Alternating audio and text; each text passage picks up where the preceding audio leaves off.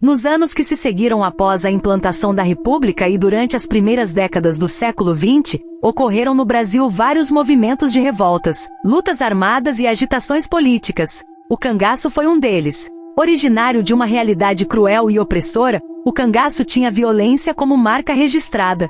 Sua particularidade está no fato de que os cangaceiros, ao contrário dos jagunços, não possuíam patrões, não tinham uma ideologia política de melhorias sociais nem tampouco lutavam contra os males sociais que assolavam a vida dos sertanejos nas décadas de 1920 e 1930. Antes, eles próprios aterrorizavam as populações quando, em bandos armados, percorriam os sertões, praticando os mais diversos crimes nas pequenas cidades e vilarejos. Corajosos e ousados, desafiavam a polícia e o poder dos coronéis. Leais aos amigos, eram implacáveis com os traidores, cometendo crimes terríveis. Admirados por uns e odiados por outros, sua figura controversa desperta, ainda em nossos dias, o interesse de profissionais dos mais diversos campos da ciência, mesmo extintos há mais de 8 décadas. Esse trabalho de pesquisa trata sobre as implicações que levaram tantos homens e mulheres a ingressarem nas fileiras do cangaço. Ao nos aprofundarmos nos pormenores da história, buscaremos compreender essa parte tão significativa da nossa história. A história da nossa gente é formada pela sua diversidade de povos e costumes, culturas e crenças das mais variadas regiões do país. São histórias que vão compondo a nossa história. E aí está o fascínio. O estudo da história consiste em fazer uma leitura viva, dinâmica e reflexiva dos acontecimentos passados, reconstruindo seu contexto e trazendo para o agora seu aprendizado, pois o passado é referência para se entender o nosso presente e sua reconstrução nos ajuda a esclarecer determinados modos de vida em nossa sociedade. É a partir dos questionamentos do nosso presente que lançamos este olhar para o nosso passado. Nas décadas de 20 e 30 do século passado, o Brasil era praticamente um país agrícola. A maior parcela da população vivia nas áreas rurais.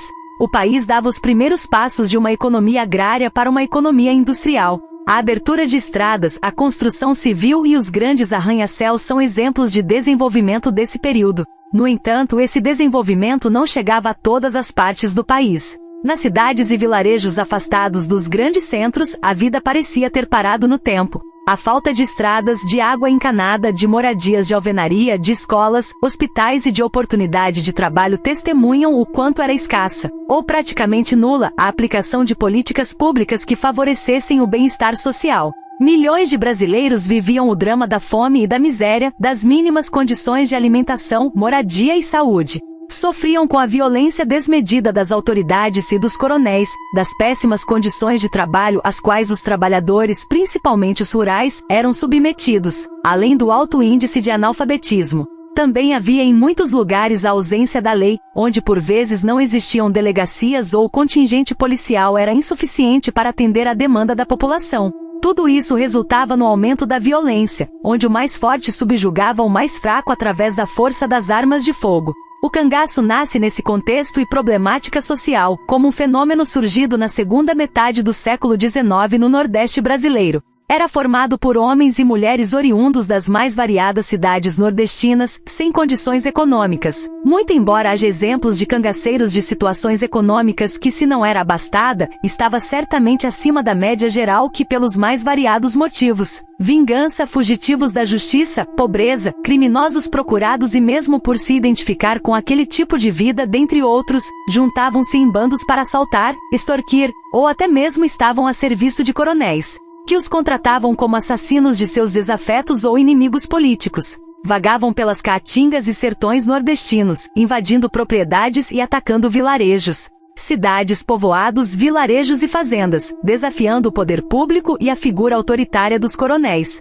Assim, o cangaço aparece como um grito contra a tirania das autoridades ditas usos de poder dos fazendeiros coronéis contra os latifundiários, que tomavam as terras das pessoas simples à força ou através de manobras ilícitas em conluio com cartórios, juízes, delegados e outras autoridades que tinham a incumbência de preservar a lei e a ordem. Seus atos, sua bravura, o medo que despertavam, tudo ia contra uma cultura de domínio e exploração há muito enraizada na mentalidade das nossas elites. A questão central desse trabalho é aprofundar aspectos dessa problemática, buscando nos pormenores da história respostas para entender o contexto em que esses homens e mulheres estavam inseridos e o que os levava a ingressar no cangaço. Ao lançarmos este olhar para o nosso passado, traremos questões que ainda estão bem presentes atualmente. Este trabalho de revisão bibliográfica é composto de pesquisas feitas em obras de historiadores que se especializaram sobre o tema, de matérias de jornais, revistas e trabalhos acadêmicos relacionados ao tema, além de vídeos contendo entrevistas com pessoas que participaram, de alguma forma, do cangaço, fazendo assim uso da história oral para o cruzamento de informações. Na primeira sessão comentamos sobre a realidade do Brasil como país de economia agrária, onde a maior parcela da população, cerca de 80%, vivia em áreas rurais, dando destaque para a região Nordeste. Abordamos nesta sessão os problemas sociais vividos por essas pessoas no que diz respeito às condições precárias de subsistência, as nefastas consequências das secas na vida do sertanejo e sua forte religiosidade. Na segunda sessão apresentamos o cangaço como fenômeno social oriundo da situação de miséria e exploração a que o homem do campo estava submetido. Discorremos sobre o monopólio da terra e as sangrentas disputas por sua posse, os sofrimentos enfrentados por quem ingressava nas fileiras do cangaço, a vida de crimes do cangaceiro, sua eficiente rede de coiteiros e informantes e a presença feminina no cangaço. Na terceira sessão refletimos sobre as dificuldades enfrentadas pela polícia no combate ao banditismo, bem como os crimes de corrupção e violência praticados por militares contra sertanejos suspeitos de colaborar com os cangaceiros, as volantes e o rastro de sangue deixado por elas pelos caminhos do sertão, a ausência da justiça dos tribunais e a presença marcante da justiça das armas. Na quarta sessão comentamos sobre a figura mandante do coronel, seu poder econômico, militar e de influência, sua intrincada rede de favores e obrigações, com ramificações na política local, estadual e federal, suas estreitas relações com os cangaceiros. Suas disputas por poder e as consequências advindas dessas disputas emperravam o desenvolvimento social das comunidades sertanejas. Durante todo o trabalho, procuramos focar nas implicações que levavam os indivíduos a ingressarem no cangaço. Segundo o professor José Roberto Santos Lima, é preciso ir além da história convencional, da história dos vencedores e suas versões oficiais, e penetrar nos pormenores do contexto social em que estes homens e mulheres estavam inseridos. O passado tem um significado e é preciso compreendê-lo para poder entender o presente. Nas primeiras décadas do século XX, o Brasil era praticamente um país de economia agrária. A maior parcela da população vivia e trabalhava nas áreas rurais, e nas áreas urbanas havia ainda muitos espaços desocupados. Segundo Priori e Venâncio, as áreas urbanas concentravam apenas 20% da população brasileira. No ano de 1920, a população brasileira era de 27.500.000 pessoas. Desse total, 69,7% de toda a população do país vivia direta ou indiretamente da agricultura. Assim, podemos constatar que a maior parcela da população era interiorana. Os principais produtos de exportação desse período eram café, açúcar, algodão, tabaco, borracha e cacau, muito embora durante a Primeira Guerra Mundial, de 1914 a 1918, o comércio exterior tenha sofrido forte crise, afetando as exportações brasileiras. Segundo os economistas Vilela e Suzigan, isso provocou a queda nos preços do café e da borracha, os dois principais produtos de exportação, que na década de 1901 a 1909 correspondiam a 79% das exportações do Brasil. Contudo, o país dava os primeiros passos de uma economia agrária para uma economia industrial. Esse processo de desenvolvimento industrial aconteceu com mais evidência nos centros urbanos. Com a Primeira Guerra Mundial ocorrendo na Europa, a indústria europeia estava praticamente toda envolvida com os conflitos bélicos. Segundo o historiador Simonsen, os impactos desse conflito deram um novo impulso à economia brasileira, levando a indústria a se capacitar para substituir os produtos importados. O setor têxtil do Brasil se desenvolveu de maneira considerável durante os conflitos bélicos desse período. Segundo Pericaz, ao final do conflito, o mercado interno já consumia em torno de 75% a 85% da produção da indústria nacional. E isso trouxe um crescimento para a indústria no Brasil. Nas décadas de 1920 e 1930, a industrialização trazia modernidade e urbanismo para as cidades e capitais. Em determinadas regiões do país acontecia um considerável desenvolvimento industrial, a abertura de estradas, a construção de estaleiros, o melhoramento dos portos, a ampliação de estradas de ferro, o desenvolvimento do telégrafo, a construção civil e o aparecimento dos grandes arranha-céus são exemplos de desenvolvimento desse período. Em algumas cidades como Rio de Janeiro, São Paulo, Belo Horizonte, Porto Alegre e Recife, o desenvolvimento era bem visível. Linhas de bondes ligando os vários bairros facilitavam a locomoção das pessoas. Jornais, cafés, restaurantes, teatros, hospitais, escolas e lojas de conveniência estavam à disposição de quem pudesse pagar. Praças eram construídas como lugares de lazer e convívio urbano.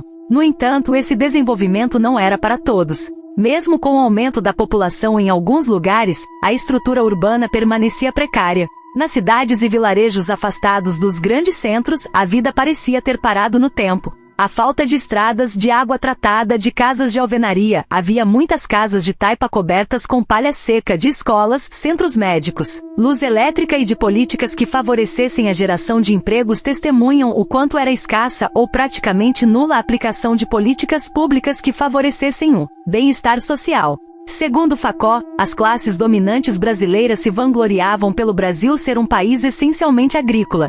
Como bem se percebe, os lentos passos da industrialização e os benefícios sociais desse modesto progresso não eram uma realidade para todas as regiões. Nesse período, a maioria dos brasileiros vivia em áreas rurais e as dificuldades enfrentadas no dia a dia dessas populações eram muitas, sobretudo no Nordeste. Milhares de nordestinos, bem como grande parte da população brasileira, viviam o drama da fome e da miséria. As mínimas condições de moradia e saúde, as péssimas condições de trabalho às quais os trabalhadores, principalmente os rurais, eram submetidos, além da falta de direitos, ou da negligência em se fazer cumprir a lei, os quais proporcionassem às pessoas se sentirem respeitadas em sua dignidade, denunciam essas dificuldades enfrentadas. O alto índice de analfabetismo desse período era mais um fator que dificultava a organização dos trabalhadores na luta por direitos sociais. Segundo os professores de economia da Pontifícia Universidade Católica do Estado do Rio de Janeiro, Gustavo Franco e Luiz Aranha, em 1920, cerca de 75% da população era analfabeta. Esses fatores, pobreza extrema, mínimas condições de moradia e saúde, péssimas condições de trabalho, altos índices de analfabetismo, direitos negligenciados ou negados, dentre outros, geravam exclusão social e política da maioria da população brasileira. Aqui vale ressaltar que, à sua maneira, as massas populares do campo e das cidades reagiram a essa exclusão. As primeiras décadas da República no Brasil foram marcadas por muitas agitações políticas, revoltas sociais e militares. Durante esse período, o Brasil vivenciou diversos movimentos de revoltas e lutas armadas, organizadas ora por grupos populares, ora por militares, contra decisões tomadas pelo governo nas esferas federal, estadual e municipal, no que diz respeito à vida social, política e econômica das populações brasileiras. Esses conflitos custaram milhares de vidas humanas. A Revolta da Armada de 1893 a 1894, a Revolta Federalista, de 1893 a 1895, Antônio Conselheiro e a Guerra de Canudos, 1897, o bota abaixo do prefeito Pereira Passos na cidade do Rio de Janeiro, 1903, a Revolta da Vacina no Rio de Janeiro, 1904, a Revolta da Chibata, 1910, a Guerra do Contestado e o Monge José Maria, de 1908 a 1916, o coronelismo e seu poder de mando, trazendo consequências para a economia e o desenvolvimento social e político do país. Sobretudo para as cidades nordestinas, ocorrido no Brasil desde meados do século XIX até as décadas de 1930 e 1940, quando o Brasil vivenciou o Estado Novo da Era Vargas, de 1937 a 1945, e a ditadura que foi instalada no país. Nos dias atuais, ainda há resquícios de coronelismo, sobretudo no Nordeste brasileiro. O cangaço, que surgiu por volta da segunda metade do século XIX e que durou até o final dos anos 1930, também faz parte desses movimentos de revoltas e lutas armadas. O Nordeste e suas sub-regiões. O Nordeste tem uma diversidade incrível de pessoas, de hábitos, de sotaques, de tradições, de culinária, de fauna e de flora. Essa diversidade se estende à religiosidade, aos festejos populares e aos costumes. As 4 sub-regiões mais características do Nordeste são: a mata, área verde que se situa próxima ao litoral. De sua vegetação original resta bem pouca. Nessa região, as chuvas caem com maior regularidade e suas terras são mais férteis se comparadas com as outras regiões nordestinas. Ela abrange desde o Rio Grande do Norte, estendendo-se por todo o litoral nordestino até a Bahia. 2. O Agreste é uma área de transição entre a mata, o litoral e o sertão. Ele abrange 6 estados: Rio Grande do Norte, Paraíba, Pernambuco, Alagoas, Sergipe e Bahia. Possui clima semiárido e é uma região menos seca que o sertão. Os principais produtos aí cultivados são milho, mandioca, feijão, sisal, algodão e café. O artesanato, a pecuária e a policultura representam importantes fontes de renda. O sertão e meio norte. O sertão é a maior sub-região do Nordeste, localizada entre o meio norte e o Agreste. É uma região com terra de baixa fertilidade, onde predomina a caatinga. Sua região abrange mais da metade do Nordeste, o Ceará e parte dos estados do Piauí, Rio Grande do Norte, Paraíba, Pernambuco, Alagoas, Sergipe e Bahia. A região sofre com a irregularidade das chuvas e longos períodos de seca. O meio norte abrange parte do Piauí e o Maranhão, onde penetra a floresta amazônica. Destacam-se em sua vegetação a mata dos cocais e o cerrado. A economia baseia-se no cultivo do palmito, do algodão, da cana-de-açúcar e do arroz. O cangaço e o contexto sertanejo. O cangaço surgiu no ambiente geográfico do sertão e do Agreste, uma área muito extensa e que abrangia boa parte do território nordestino. Para entender o cangaço, é necessário entender o contexto político e social das primeiras décadas do século XX.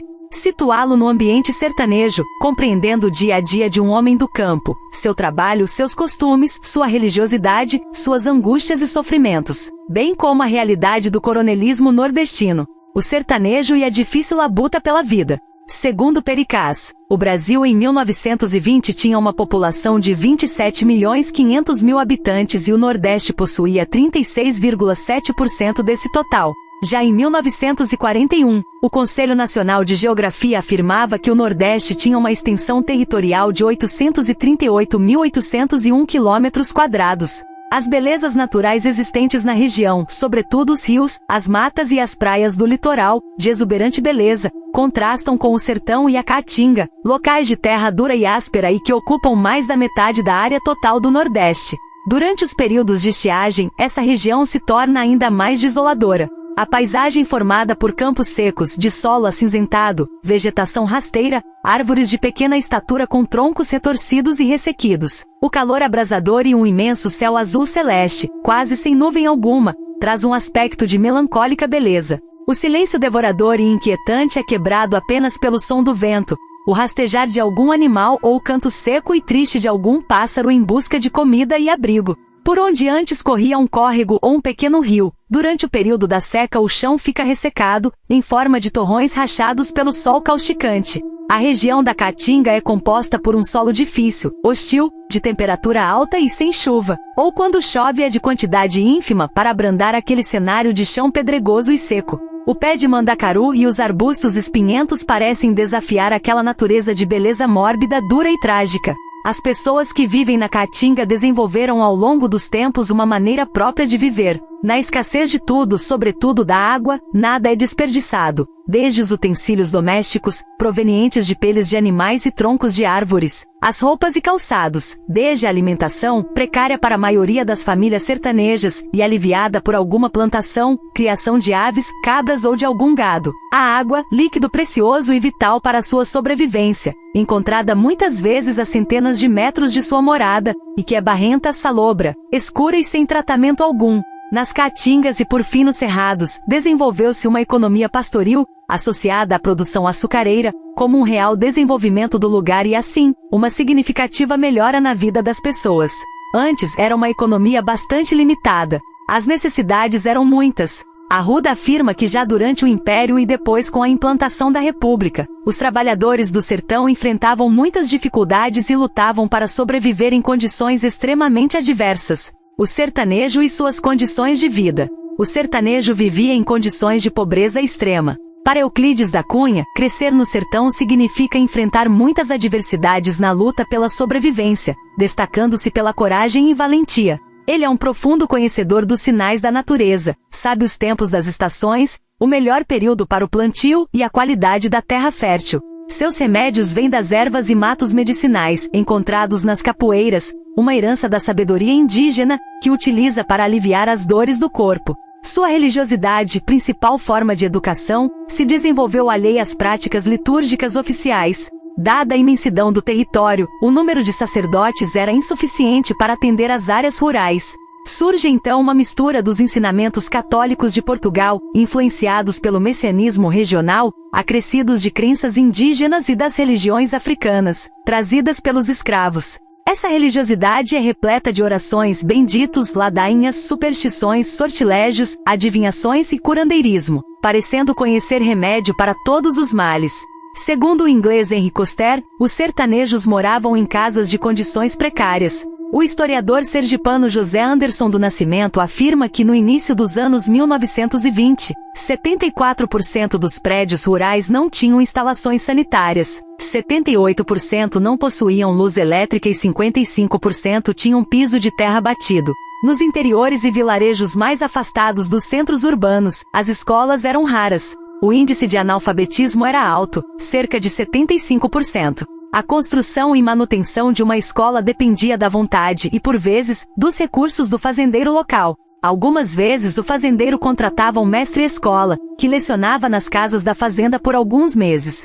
Facó afirma que o coronel fazendeiro queria braços para o trabalho da terra e não pessoas alfabetizadas e pensantes. Embora a cidade de Pesqueira, localizada no agreste pernambucano, possuísse escolas públicas e privadas, dado o seu progresso econômico, isso não era a regra, era a exceção. As escolas eram raras no sertão nordestino. Nascimento afirma que a expectativa de vida do sertanejo nos anos 1920 não excedia 47 anos, a menor do Brasil. Ele sofria com diarreia, desnutrição, anemia, úlceras e problemas gástricos, consequência da má alimentação e da ingestão de água não tratada.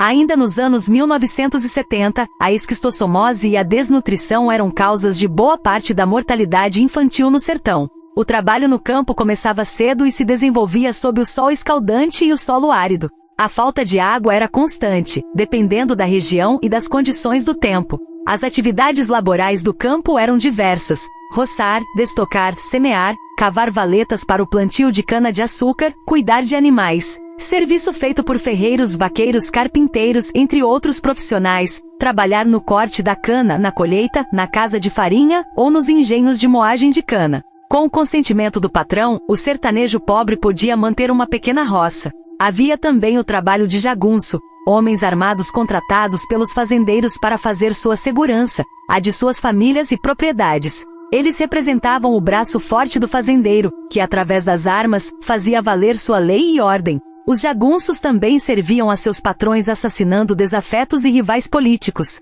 Esses homens se juntavam em bandos armados e percorriam as fazendas em busca de serviços encomendados pelos fazendeiros e donos de engenhos. Nascimento afirma que os jagunços cometiam vários crimes em pequenas cidades da região do Agreste, saqueando, matando e incendiando propriedades. Esse sertanejo sem posses era obrigado a conviver com a fome e a sede durante os períodos de estiagem, o cansaço do trabalho exaustivo, a violência do campo e a perda de entes queridos. Sem trabalho ou sendo explorado quando arranjava uma ocupação remunerada, sem uma moradia digna, sem terra, vivendo na ignorância que lhe estava reservada, fez-se a miséria a que estava submetido, sem perspectivas de melhorar suas condições de vida, vez por outra se envolvia em crimes de honra, vingança ou rixas familiares. Isso muitas vezes o levava a ingressar na vida de banditismo, jagunço a serviço de algum fazendeiro local. A ausência do poder público facilitava essa triste realidade. O cangaço nasce daí desse contexto e problemática social como um grito de desespero e revolta de homens e mulheres, oriundos das mais variadas cidades nordestinas, contra o abuso de poder dos fazendeiros coronéis, contra a tirania das autoridades ditas. Cultura de domínio e exploração há muito enraizada na mentalidade das nossas elites. O surgimento do cangaço e as consequências da seca. O cangaço surgiu como um grito de desespero e revolta de homens e mulheres oriundos das mais variadas cidades nordestinas contra o abuso de poder dos fazendeiros coronéis, a tirania das autoridades.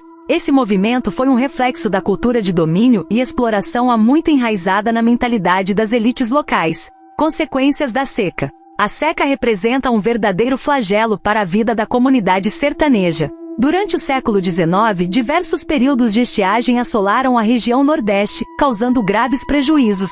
Segundo Edivaldo Pacote, a população da área atingida era de aproximadamente 1,7 milhão de habitantes. Estimativas de Eloy de Souza indicam que o número de mortes causadas pela fome, sede, febre amarela, varíola e outras doenças relacionadas à seca chegou a 500 mil pessoas. A crueldade da seca devora plantações, rebanhos, rios e açudes, forçando o homem do campo a abandonar suas terras. Multidões de flagelados percorriam longas distâncias em busca de abrigo nas cidades maiores e nas capitais de províncias.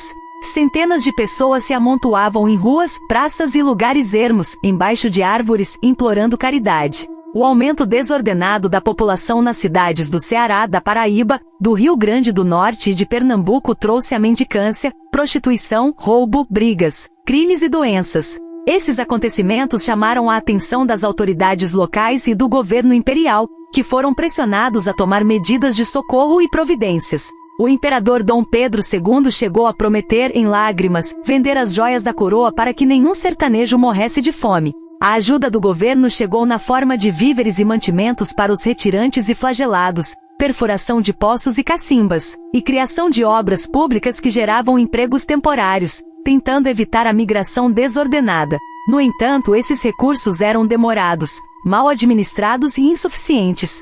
Muitos sertanejos migraram para o Amazonas para trabalhar na extração da borracha ou para os cafezais de São Paulo. As condições precárias também levaram muitos a se envolver em crimes, como o cangaceiro Jesuíno Brilhante, que assaltava armazéns e comboios que transportavam alimentos para as vítimas da seca. Na luta pela sobrevivência, os sertanejos procuravam trabalho nas chamadas centenas, grupos de homens, mulheres e crianças com enxada ao ombro, aguardando a contratação pelos fazendeiros. Os mais robustos eram escolhidos, enquanto a maioria sofria com desemprego e fome. Esses trabalhadores contratados trabalhavam em média 11 horas por dia, 6 dias por semana, recebendo baixos salários e vivendo em total subserviência aos patrões. Outras secas com periodicidade entre 8 e 10 anos sucederam, com destaque para a seca de 1915, que castigou severamente o estado do Ceará. A falta de chuva desde os últimos meses de 1914 arruinou plantações e matou animais em várias fazendas. Centenas de trabalhadores foram dispensados. No passeio público de Fortaleza, 3.000 pessoas se aglomeravam em péssimas condições, em um espetáculo de verdadeira miséria humana. Fazendeiros menos abastados abandonaram suas terras ou venderam-nas por preços baixos.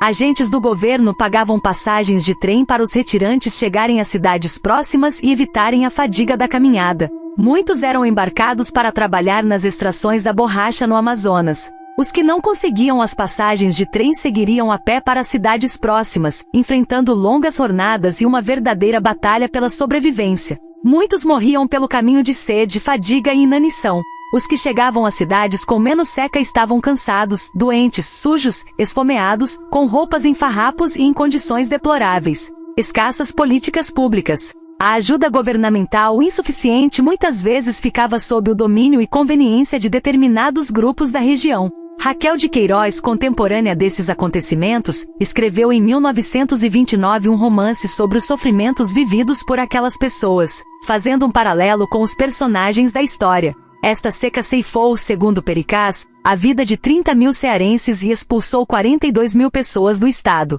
Nas 3 primeiras décadas do século XX, o governo tomou várias providências no combate à seca. Em 1904 foram criadas 3 comissões: Comissão de Açude e Irrigação, Comissão de Estudos e Obras contra os Efeitos da Seca e a Comissão de Perfuração de Poços, substituídas 3 anos depois pela Comissão de Açudes e Irrigação. Entre 1905 e 1909, vários açudes e poços foram construídos no Ceará, no Rio Grande do Norte e na Paraíba. Em 1909, foi criada a Inspetoria de Obras contra as Secas, IOCS, posteriormente chamada de Inspetoria Federal de Obras contra as Secas em 1919. Esse órgão, com fundos do governo federal, realizou a construção de estradas, açudes, perfuração de poços, linhas telegráficas e barragens, e solicitou a colaboração de técnicos internacionais. Em 1924, foi criada a Caixa Especial das Obras de Irrigação de Terras Cultiváveis no Nordeste. Políticas Públicas e o Cangaço. Políticas Públicas. Em 1932, foram criadas as frentes de trabalho pelo paraibano José Américo de Almeida, então ministro da Aviação e Obras Públicas, durante o governo de Getúlio Vargas. Essas frentes eram uma tentativa de evitar que os flagelados famintos invadissem as cidades vizinhas ou migrassem em direção ao sul e sudeste, sem recursos e qualificação para o mercado de trabalho, o que poderia aumentar o número de periferias, cortiços e favelas. No entanto, essas ações tornavam-se ineficazes e não produziam os resultados esperados devido à demora em sua implementação, ao desperdício e desvio de recursos públicos em favor de uma camada senhorial que se apropriava dos recursos destinados às vítimas da seca. As obras eram realizadas mais para atender aos interesses políticos do que às necessidades públicas. As políticas de combate às estiagens muitas vezes se revelavam desumanas e ineficazes. Recursos que deveriam ser utilizados para amenizar os efeitos da seca eram desviados para satisfazer interesses particulares. Estradas eram abertas, barragens e poços eram construídos com o intuito de valorizar as terras dos ricos fazendeiros, resultando no enriquecimento ilícito de políticos, empreiteiros e agentes públicos corruptos. O cangaço. A seca por si só não era a causa do surgimento do cangaço, mas as consequências dela, como a falta de trabalho, a carestia dos alimentos, a fome, a perda de plantações e animais e a exploração nas fazendas, contribuíram para sua formação. As ajudas governamentais, mesmo insuficientes, eram frequentemente desviadas para interesses particulares. Revoltados com essas condições de vida, alguns indivíduos se aventuraram na vida do crime, ingressando no cangaço e cometendo roubos nas estradas. Significado da palavra cangaço. O termo cangaço continua a despertar a atenção de historiadores, sociólogos e pesquisadores, mesmo após quase 8 décadas de seu fim. Segundo a maioria dos autores, a palavra cangaço designa os objetos que os cangaceiros carregavam pendurados ao corpo. Domingos Vieira afirma que se refere a utensílios de pessoas humildes, em sentido figurado, indica a subordinação ou dependência do homem simples da roça para com o coronel. No imaginário popular, o termo está associado a indivíduos que se reuniam em bandos para cometer crimes nos sertões nordestinos e agiam de maneira independente, sem estarem subordinados ao domínio de algum coronel. O termo cangaço designa a luta armada de sertanejos que se rebelaram contra um regime de opressão e miséria, sustentado pelo poder dos coronéis, ocorrida no final do século XIX e nas primeiras décadas do século XX. Os cangaceiros eram admirados por uns, que exaltavam seus feitos por desafiar o poder dos coronéis e da polícia, e odiados por outros, que os acusavam de cometer crimes violentos. Para muitos, ser cangaceiro significava ter coragem, dinheiro e fama. A gênese do cangaço está associada a questões sociais e ao latifúndio no Nordeste. O monopólio da terra era uma das principais causas que geravam o cangaço, resultando na criação de uma multidão de miseráveis enfrentando as terríveis consequências da seca, da exploração desmedida e das injustiças sociais. O monopólio da terra. Um dos problemas crônicos do Brasil é a questão agrária, especialmente no que diz respeito à posse e uso da terra, o que tem gerado muitos conflitos e mortes ao longo dos séculos. No início da colonização, em 1534, o rei português João III dividiu o Brasil em capitanias hereditárias. A justificativa para a divisão das terras era a necessidade de povoamento e a propagação da fé católica, levando a civilização e humanidade aos habitantes locais. Na prática, a medida visava conceder grandes extensões de terras para nobres donatários, fidalgos da casa real e ricos comerciantes, alguns dos quais estavam ligados à coroa por ocuparem importantes cargos na burocracia estatal. Esse processo de terceirização permitia que os donatários explorassem as terras da nova colônia, povoassem-nas e as trabalhassem para gerar riquezas. Em troca, pagariam o imposto do quinto à coroa, proporcionando ao monarca lucros sem grandes investimentos. Os donatários podiam aplicar a justiça conforme seus critérios, fundar povoamentos, cobrar impostos e aplicar penas de prisão, degredo, multas, castigos físicos e pena de morte. Para os auxiliares mais próximos, era concedido o privilégio de receber terras, geralmente por meio de apadrinhamento, troca de favores, laços familiares ou cartas de concessão, as sesmarias. O sistema de sesmaria era uma autorização, inicialmente expedida pelo rei de Portugal e depois pelos donatários, governadores e autoridades governamentais, para conceder uma determinada extensão de terra para cultivo, povoamento e pagamento de tributo ao governo por um período de 5 anos.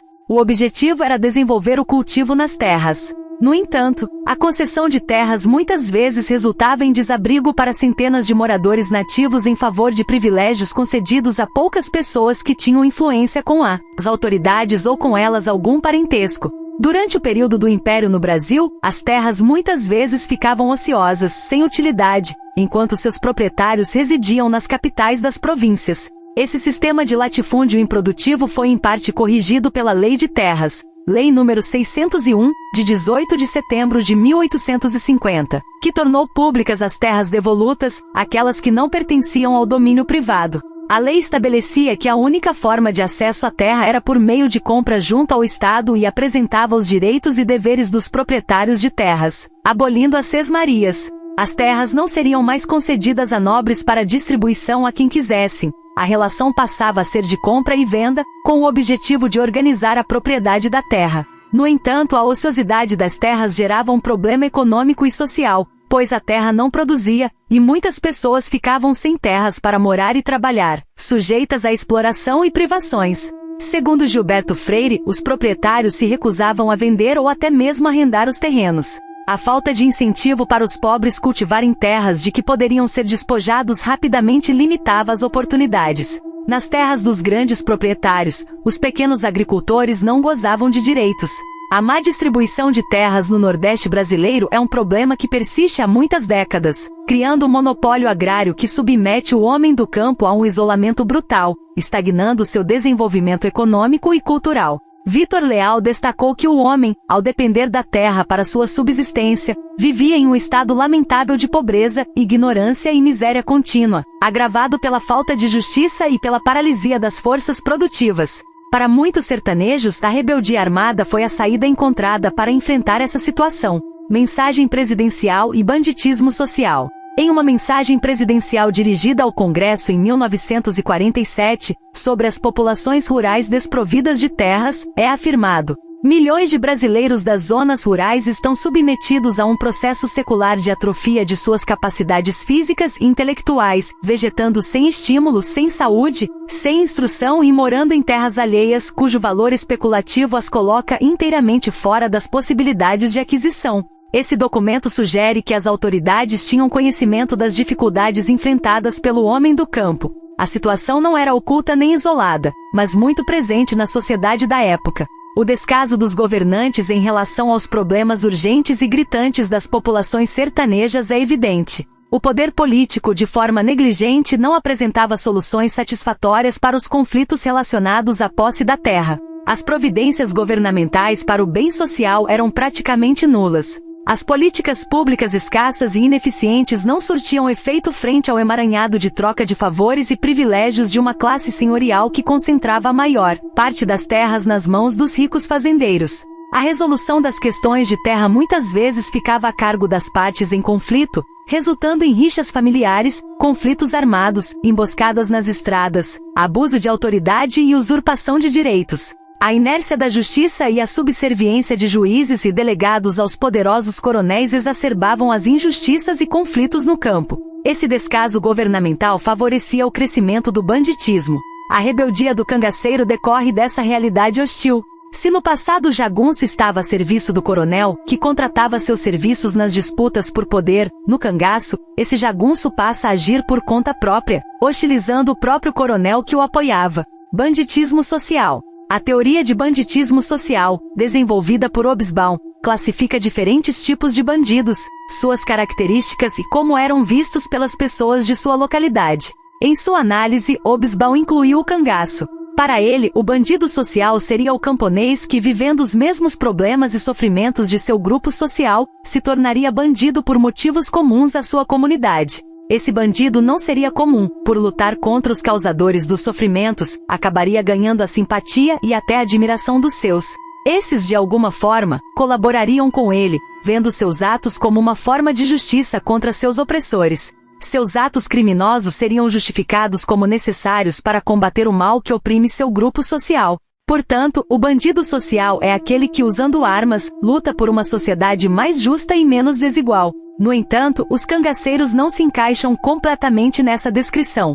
Comentando sobre o tema, Chandler afirma que Lampião não pode ser classificado como um verdadeiro bandido social, pois sua aliança com os poderosos demonstrava que sua principal preocupação era com sua própria sobrevivência. Em sua luta por sobrevivência, Lampião pedia e recebia cooperação e favores não apenas dos camponeses, mas também dos ricos fazendeiros e políticos.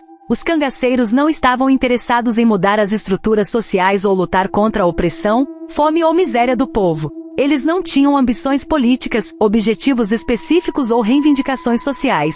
A crueldade de seus crimes revela outra realidade. Suas ações de roubar, saquear, matar e extorquir eram de caráter imediatista, visando a sobrevivência e a segurança do bando. Há relatos de roubos, torturas e estupros praticados por cangaceiros e volantes. Lampião e outros chefes de bandos mantinham estreitas relações com coronéis e políticos. Um exemplo clássico de bandido social seria Robin Hood, o ladrão nobre que, segundo a lenda, roubava dos ricos e distribuía entre os pobres, lutando contra as injustiças sociais da Inglaterra medieval. Contudo, a real existência de Robin Hood é debatida entre historiadores. Os grupos de cangaceiros eram formados, segundo pesquisadores, por criminosos violentos e cruéis que agiam por conta própria e para seus próprios interesses. As injustiças e sofrimentos enfrentados pela maioria das populações sertanejas não eram de seu interesse. Sofrimentos da vida no cangaço. A vida no cangaço era extremamente difícil. Um dos principais desafios enfrentados por quem ingressava no bando era a perseguição da polícia à sua família, com o objetivo de obter informações sobre o paradeiro do cangaceiro. Como foragidos da lei, os cangaceiros precisavam se afastar da família por longos períodos, e muitas vezes seus parentes eram torturados pela polícia. Um depoimento em vídeo de uma ex-cangaceira revela que seus pais e irmãos foram torturados para indicar seu paradeiro. Os cangaceiros viviam nos matos e nas caatingas por meses ou até anos. Sem um endereço fixo, levavam uma vida nômade constantemente fugindo das volantes. Apesar de carregarem uma considerável quantidade de dinheiro e joias obtidas através de roubos e extorsões, não podiam usufruir desses recursos devido à perseguição policial. Dormiam no chão, em barracas improvisadas, e estavam expostos ao perigo de picadas de insetos e cobras. Muitas vezes eram acordados por tiros das volantes e percorriam longas distâncias através de espinhos, expostos ao sol e à chuva, carregando pesadas armas, munição e outros itens. Passavam dias sem água e com alimentação precária, sendo constantemente caçados pelas volantes, o que os obrigava a estar sempre em movimento. A violência era uma parte constante da vida dos cangaceiros.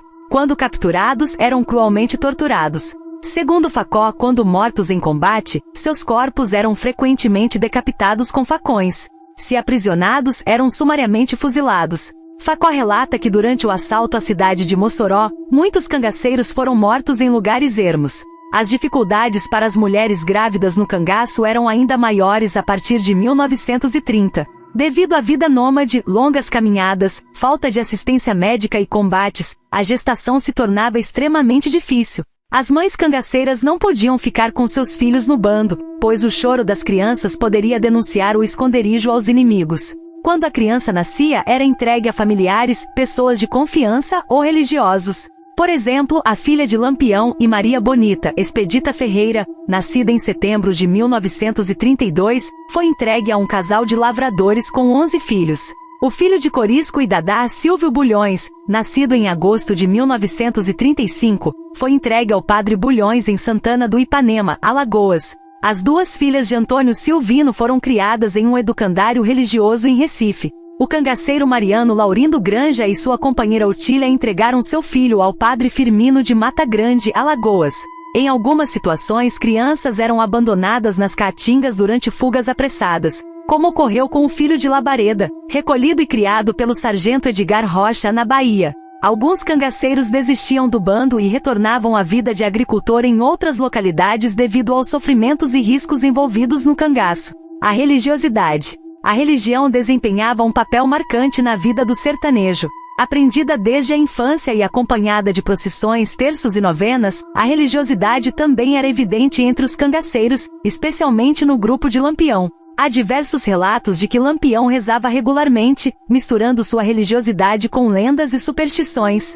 Um exemplo de religiosidade no bando de Lampião é a prática de rezar por almas falecidas, como ocorreu quando um membro do grupo foi morto em julho de 1925 em Flores, Pernambuco. Lampião também tinha devoção pelos padres e ocasionalmente contribuía para as obras das igrejas. Os cangaceiros usavam rosários e orações para proteção e também levavam medalhas do coração de Jesus e retratos do padre Cícero de Juazeiro, conforme relatado por Macedo. A religiosidade entre os cangaceiros era marcada por superstição e crenças em amuletos e rituais. Durante combates, gritavam nomes de santos e alguns molhavam seus punhais em água benta para proteção.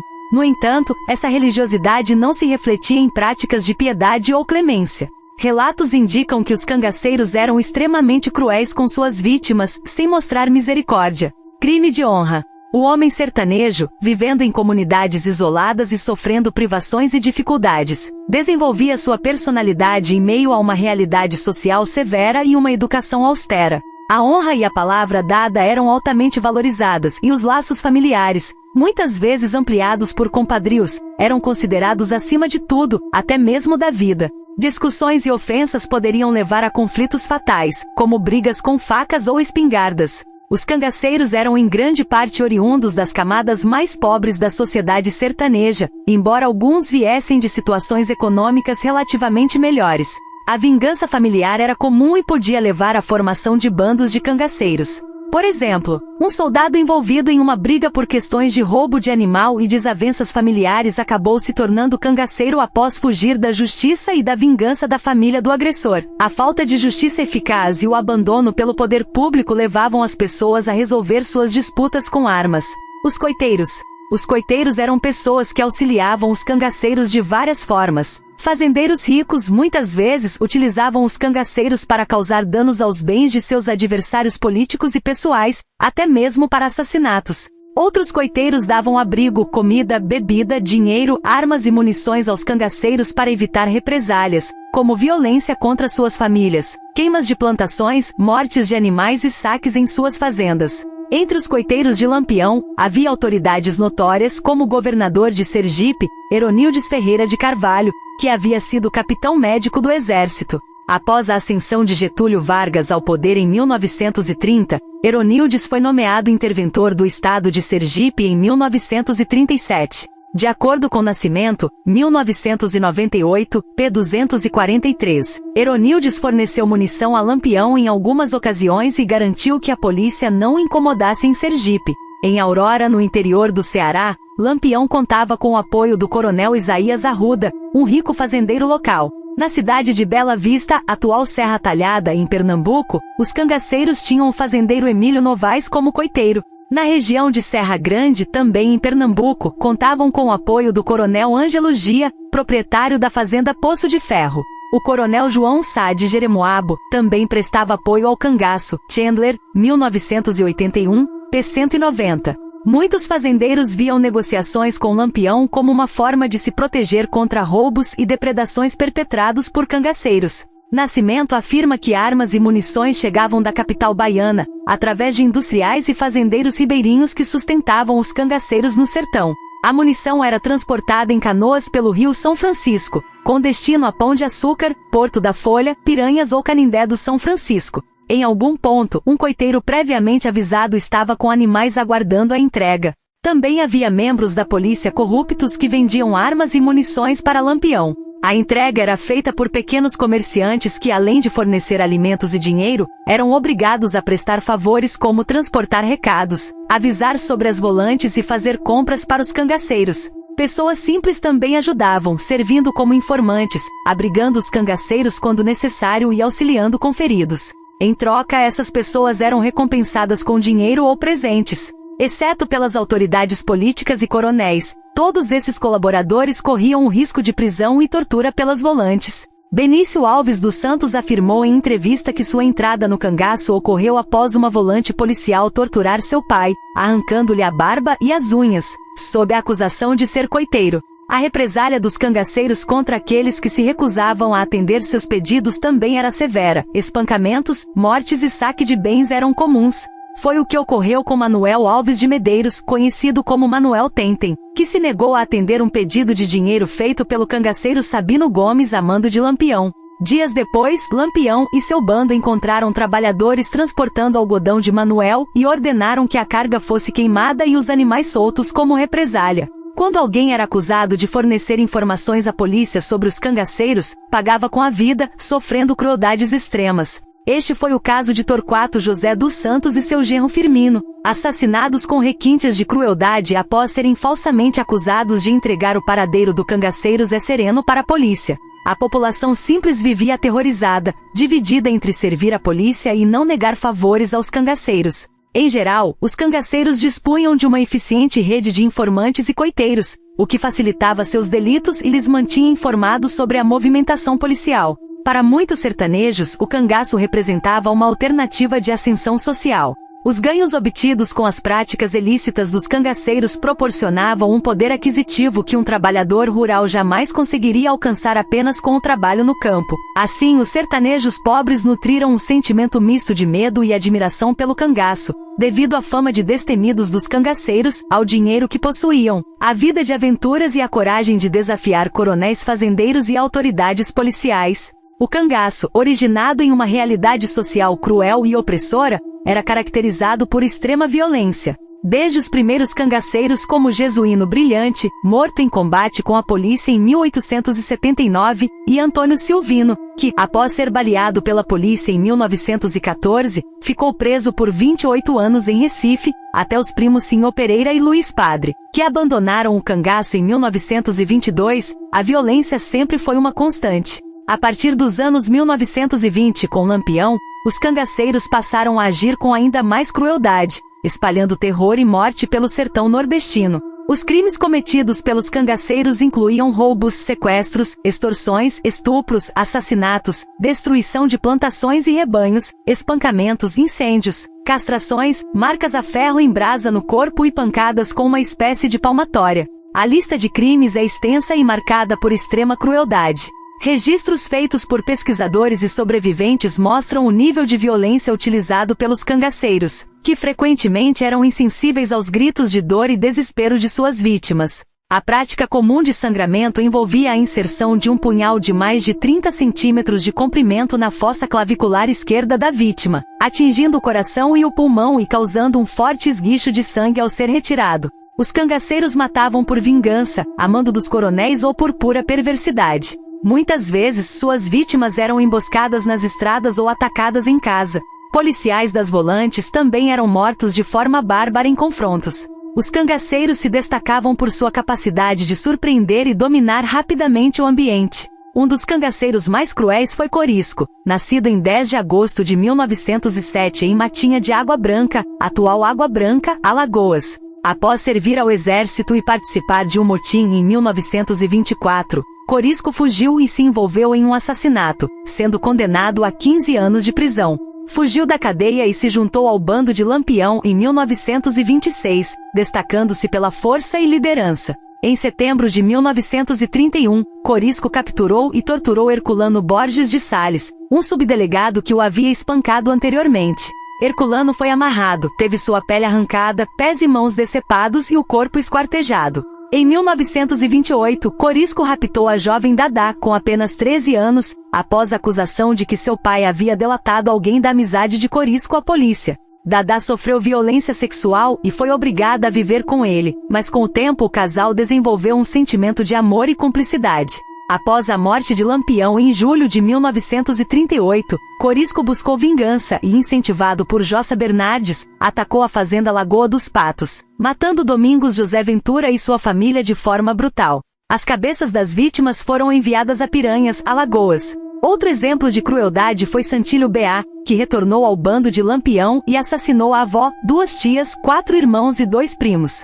Em setembro de 1925, após um confronto com a polícia, Lampião e seu bando forçaram policiais feridos a cavarem suas próprias covas antes de serem decapitados.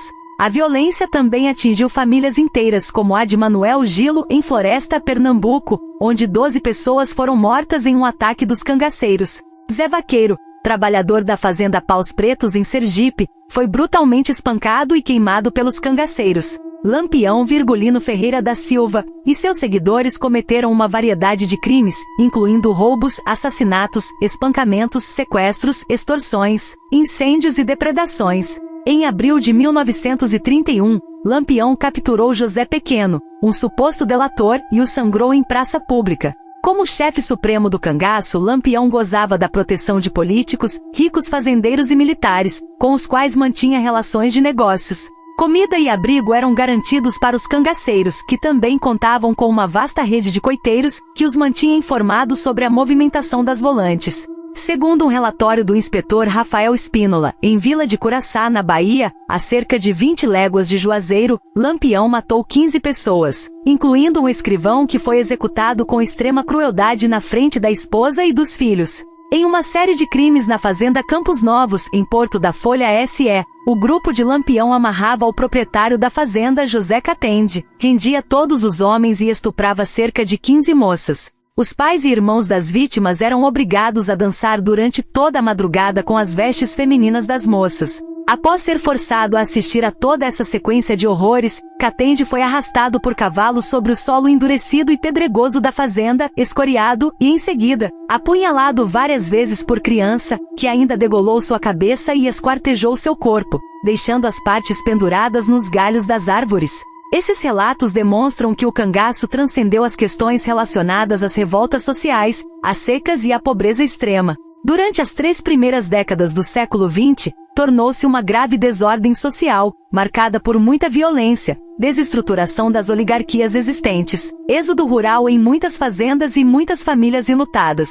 Os jagunços que anteriormente estavam a serviço dos coronéis, suportando seus abusos e explorações, agora revoltados, deixaram de reconhecer qualquer patrão e se tornaram algozes. Segundo Melo, o cangaceiro passou a constituir um poder paralelo ao do coronel. Cegos e insensíveis à dor alheia, castigavam inocentes e culpados sem distinção nem piedade, tornando-se ameaçadores delinquentes que as elites nordestinas ajudaram a criar. A mulher no cangaço. Na década de 1920, muitas mulheres sertanejas se casavam aos 12 anos, com pouca ou nenhuma autonomia em relação às decisões sobre suas vidas. Elas eram responsáveis por cuidar dos filhos, do marido, da casa, carregar água, preparar comida, lavar roupas no rio e trabalhar na roça, entre outras obrigações.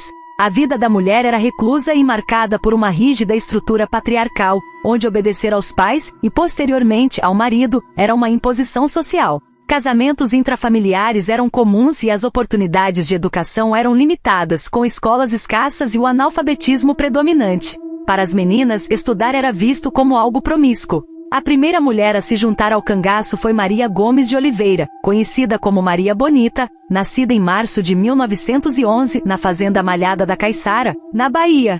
Era filha de José Gomes de Oliveira e Joaquina Conceição Oliveira, conhecidos como Zé de Felipe e Maria de Déia. Quando Maria Bonita se juntou a Lampião, estava com 19 anos e já era casada com o sapateiro José Miguel da Silva, conhecido como José de Neném, morando em Santa Brígida B.A. A vida conjugal não lhe fazia feliz. Após sua entrada no cangaço, várias outras mulheres também ingressaram, atraídas pela promessa de riqueza e aventura, pela coragem dos cangaceiros ou pelo desejo de escapar da vida rotineira e reclusa. Algumas mulheres foram obrigadas a entrar no cangaço. Dadá, companheira de Corisco, foi raptada por ele após seu pai ser acusado de denunciar alguém da amizade de Corisco à polícia. Dulce, após um baile, foi impedida de voltar para casa pelo cangaceiro criança, que a obrigou a acompanhá-lo. A cangaceira Sila, com 13 anos, foi raptada em sua cidade por um grupo de cangaceiros. Houve casos em que o casal continuou a viver junto por muitos anos. Sila e Zé Sereno, por exemplo, viveram juntos em Belo Horizonte MG até a morte de Sila em 2008 e de Zé Sereno em 2010.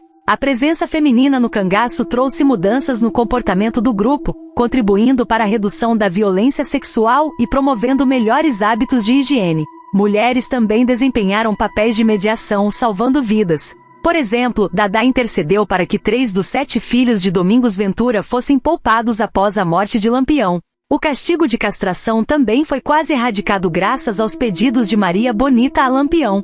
No cangaço, as mulheres realizavam tarefas domésticas como cozinhar, lavar roupas e pratos, cuidar da limpeza e organização da tenda, além de serem parceiras de seus companheiros. Os outros cangaceiros as respeitavam, seguindo um código de conduta que reconhecia o papel das mulheres no grupo. Os chefes de bando exigiam de seus comandados presentes como joias, perfumes e roupas, frutos dos roubos cometidos. A traição era punida com a morte. As mulheres no cangaço não participavam dos assaltos às cidades ou dos combates com as volantes, exceto quando em perseguição. Dadá foi uma exceção, combatendo ao lado de Corisco e até comandando cangaceiros quando ele foi ferido no braço. A polícia. Dificuldades no combate ao crime. O cangaço causava grandes prejuízos econômicos e desordens sociais. Plantações eram queimadas, rebanhos eram dizimados a tiros, fardos de algodão e outras mercadorias eram destruídos. Lojas comerciais eram queimadas, feiras e comércios locais eram prejudicados. Muitos moradores de fazendas abandonavam suas terras ou as vendiam por preços baixos, temendo os constantes assaltos dos bandidos, que se tornavam cada vez mais violentos e ávidos por dinheiro e joias. O banditismo enfraquecia ainda mais a já fragilizada economia nordestina. Os cangaceiros saqueavam e destruíam as coletorias do governo, prejudicando a arrecadação de impostos. O acesso às cidades interioranas era difícil, e as péssimas condições de transporte das estradas isolavam muitas comunidades, facilitando a ação dos bandidos. A construção de linhas férreas, a instalação de agências dos correios, a expansão das comunicações telegráficas e a abertura de novas estradas facilitaram o fluxo de automóveis e de animais de carga, tornando-se importantes aliados na luta contra o cangaço. Como estratégia de combate, os cangaceiros dificultavam a abertura de estradas e a implantação das redes de telégrafo nas pequenas cidades e vilarejos. Eles preferiam que essas comunidades permanecessem isoladas, dificultando a comunicação e a ação policial. Antônio Silvino arrancava trilhos de trens e perseguia operários e engenheiros que trabalhavam na ferrovia. Há relatos de que Lampião e seu bando destruíram fios das redes de telefonia e telégrafo antes de invadir e saquear cidades, como ocorreu em Sousa, na Paraíba, em 1924, e em Nossa Senhora das Dores, em Sergipe, em 1929. Trabalhadores contratados para a construção de açudes e estradas eram perseguidos pelos cangaceiros, e Lampião chegou a assassinar um grupo de homens que trabalhavam na construção de uma estrada na Bahia, bem como o filho de uma viúva que também trabalhava na obra. Para as autoridades, era necessário realizar ações mais enérgicas no combate ao banditismo, o que custava caro aos já sacrificados cofres públicos. Além das melhorias já mencionadas, era preciso organizar grupos armados, as chamadas volantes, equipá-los com fardamentos, armas, munições, cavalos, salários, alimentação e acomodação em quartéis, além de construir cadeias para os detentos. Essas ações exigiam muitos recursos. Outras dificuldades incluíam a interferência dos coronéis nas forças policiais, a corrupção dos oficiais que vendiam armas e munições para os cangaceiros, a falta de recursos para atender às demandas, a inércia da justiça para punir os criminosos e seus apoiadores, bem como os graves excessos cometidos pela ação policial. A polícia enfrentava condições precárias, delegacias em estado ruim, armamento ultrapassado, baixo efetivo nas pequenas cidades e vilarejos, soldados mal treinados e mal remunerados, condições inadequadas de estradas e meios de transporte. A promoção de patentes muitas vezes se dava por compra e indicação, como no caso de Zé Saturnino, um civil promovido a sargento pelo Major Teofanes Ferraz Torres devido à sua condição social. Outro exemplo é José Osório de Farias, conhecido como Zé Rufino, um temido caçador de cangaceiros que se destacou por sua coragem, capacidade de liderança e conhecimento dos sertões. Não raramente reconhecidos delinquentes eram recrutados para aumentar o contingente policial. Essa prática foi utilizada várias vezes ao longo da nossa história. Durante a Guerra do Paraguai, de 1865 a 1870, por exemplo, as prisões foram esvaziadas e os presos enviados para a guerra. Durante a Grande Seca de 1877 a 1879, bandos de retirantes famintos praticavam saques, roubo de gado e devastação de lavouras no Vale do Cariri.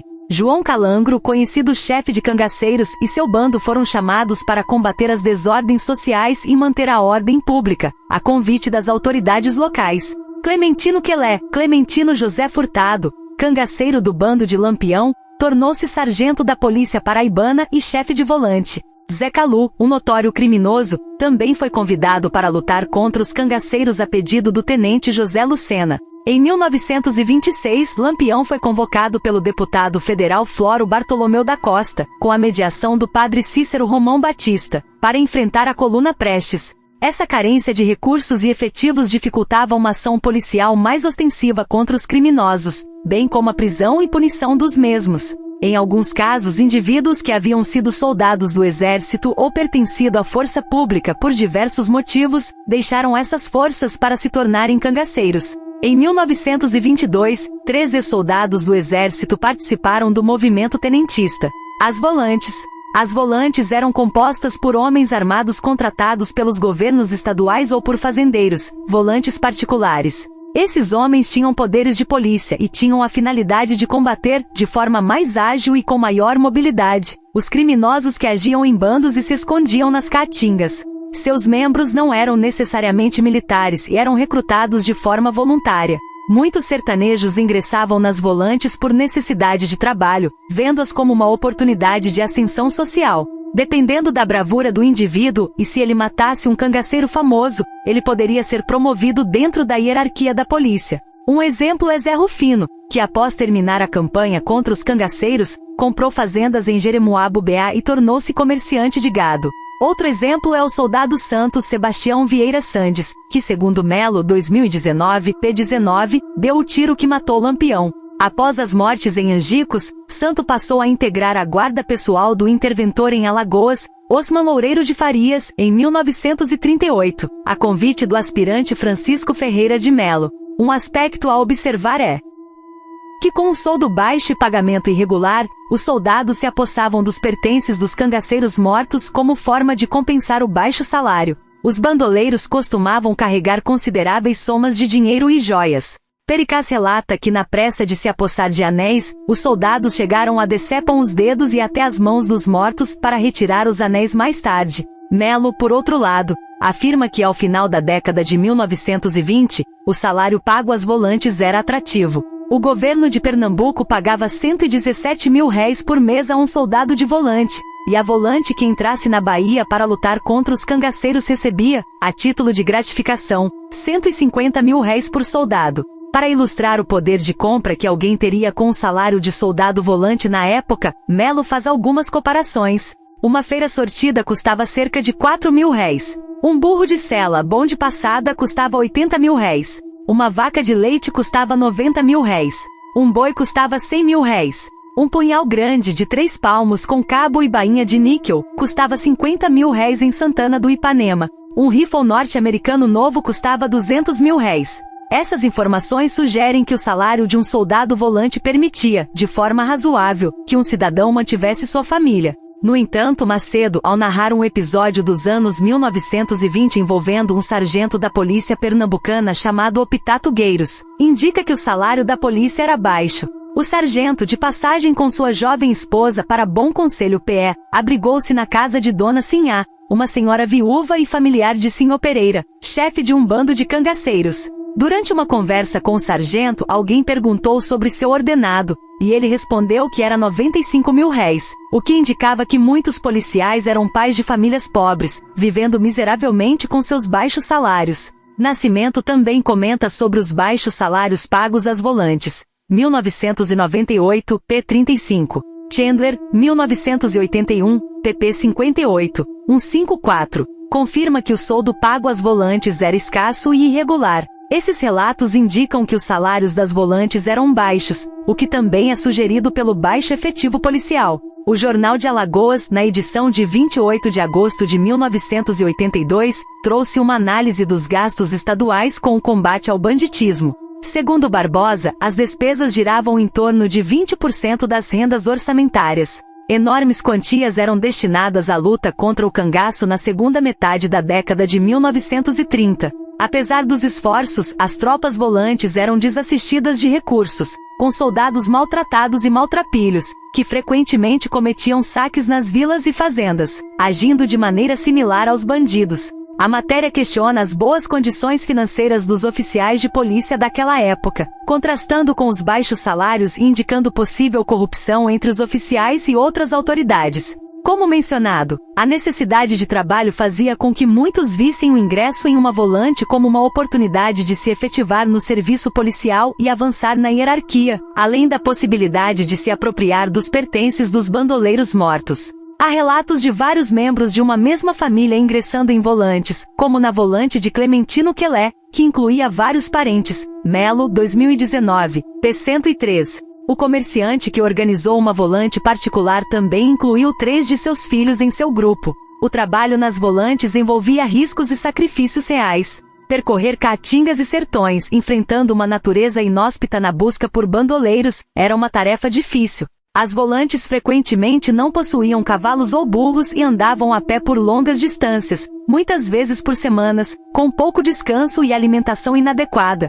As estradas e caminhos nas caatingas muitas vezes não permitiam o uso de animais de carga. Durante o verão, o calor era escaldante e no inverno, os rios cheios e caminhos lamacentos dificultavam a travessia. O esforço físico exigido era enorme, e frequentemente, após muitos dias de caminhada, os soldados chegavam às vilas e pequenas cidades esfomeados, sedentos, sujos, estropiados e até feridos. Além disso, havia o risco constante de morrer em combate com os cangaceiros. Durante o período em que Lampião foi o principal líder cangaceiro, de 1922 a 1938, muitos soldados e oficiais das volantes perderam a vida em combate. A prática da degola. A prática da degola foi amplamente utilizada durante a Revolução Federalista, que ocorreu nos primeiros anos da República, de fevereiro de 1893 a agosto de 1895. O conflito surgiu da crise política entre o presidente do Rio Grande do Sul, Júlio de Castilho,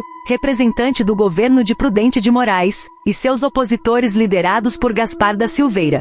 Estes últimos não aceitavam o governo de Castilho e pleiteavam mais autonomia diante do poder da nova república. O conflito envolveu o Rio Grande do Sul, Santa Catarina e Paraná, e foi marcado por lutas extremamente sangrentas, com centenas de pessoas sendo degoladas de ambos os lados. Segundo Priori 2017, pp 26-27, ao final do conflito, mais de 10 mil pessoas estavam mortas, milhares estavam feridas, e campos de plantações e pecuária foram devastados. Nas lutas entre volantes e cangaceiros, cortar a cabeça de um bandoleiro morto era uma prática comum. Era uma forma de confirmar a morte do indivíduo e também mais prático para os soldados transportar a cabeça, preservada em algum recipiente com cachaça ou pó de serra e impermeabilizada com folhas de bananeira, conforme Melo, 2019, p. 208. Transportar o corpo inteiro seria extremamente difícil. A polícia utilizava essa prática para intimidar outros cangaceiros e fazê-los desistir daquela vida. Melo 2019, p. 93, relata que em junho de 1900, o soldado volante José Caetano de Melo sangrou 11 cangaceiros do grupo de Antônio Silvino, na Paraíba. O então coronel Zé Rufino afirmou que sob suas ordens, os soldados sangravam e decapitavam cangaceiros feridos. Os cangaceiros também praticavam a decapitação de policiais para mostrar que haviam matado o inimigo. Pericaz afirma que a degola se tornou uma moeda de troca. Se um cangaceiro degolasse um comparsa e apresenta-se sua cabeça às autoridades, teria seus crimes perdoados pelo governo, receberia uma recompensa e ainda garantiria sua vida. Na prática, isso não era uma constante. Nascimento, 1998, relata que a polícia matou vários cangaceiros que se entregaram. A violência policial. Era comum a polícia cometer atos violentos contra a população pobre. Pesquisadores afirmam que esses atos eram, muitas vezes, piores do que os praticados pelos cangaceiros, com a polícia frequentemente agindo com impunidade, a serviço dos poderosos locais. Diversos relatos indicam que famílias e populações fugiam dos vilarejos ao saber da aproximação das volantes ou dos cangaceiros, evidenciando temor generalizado frente a esses grupos, que se comportavam de forma semelhante na prática da violência. As volantes policiais eram compostas por homens rudes e reconhecidos delinquentes. Independentemente da patente, soldados, cabos, sargentos e oficiais de polícia torturavam sertanejos suspeitos de colaborar com os cangaceiros. As formas de tortura eram variadas e brutais, incluindo espancamentos, queimaduras, surras com varas, cortes no corpo, degola, tiros, estupros, roubos e assassinatos. Manuel Benício da Silva, coronel da Polícia Paraibana, orgulhava-se de ter um rosário com 99 orelhas, decepadas dos supostos cangaceiros que caíram em suas mãos. Lamentava não ter completado seu rosário macabro de 100 orelhas com a orelha de Lampião. Muitos crimes atribuídos aos cangaceiros, como roubos, espancamentos e assassinatos, foram na verdade cometidos pelas forças volantes. Por exemplo, Francisca de Souza Gaião, dona do Engenho Patos, reclamou ao presidente da Paraíba dos maus-tratos sofridos por seus empregados, alguns dos quais foram duramente açoitados e um assassinado. Em outro episódio, policiais volantes maltrataram brutalmente um casal de idosos, Justino Gomes da Silva e Teresa Gomes da Silva, residentes em Tingui, acusando-os de serem coiteiros de cangaceiros. Nascimento, 1988, relata episódios em que pessoas foram surradas com varas por volantes policiais. Chandler, 1981, pp 191, 192, descreve casos de invasão de propriedades, roubos de animais, arrombamentos de portas, espancamentos e assassinatos cometidos pelas volantes.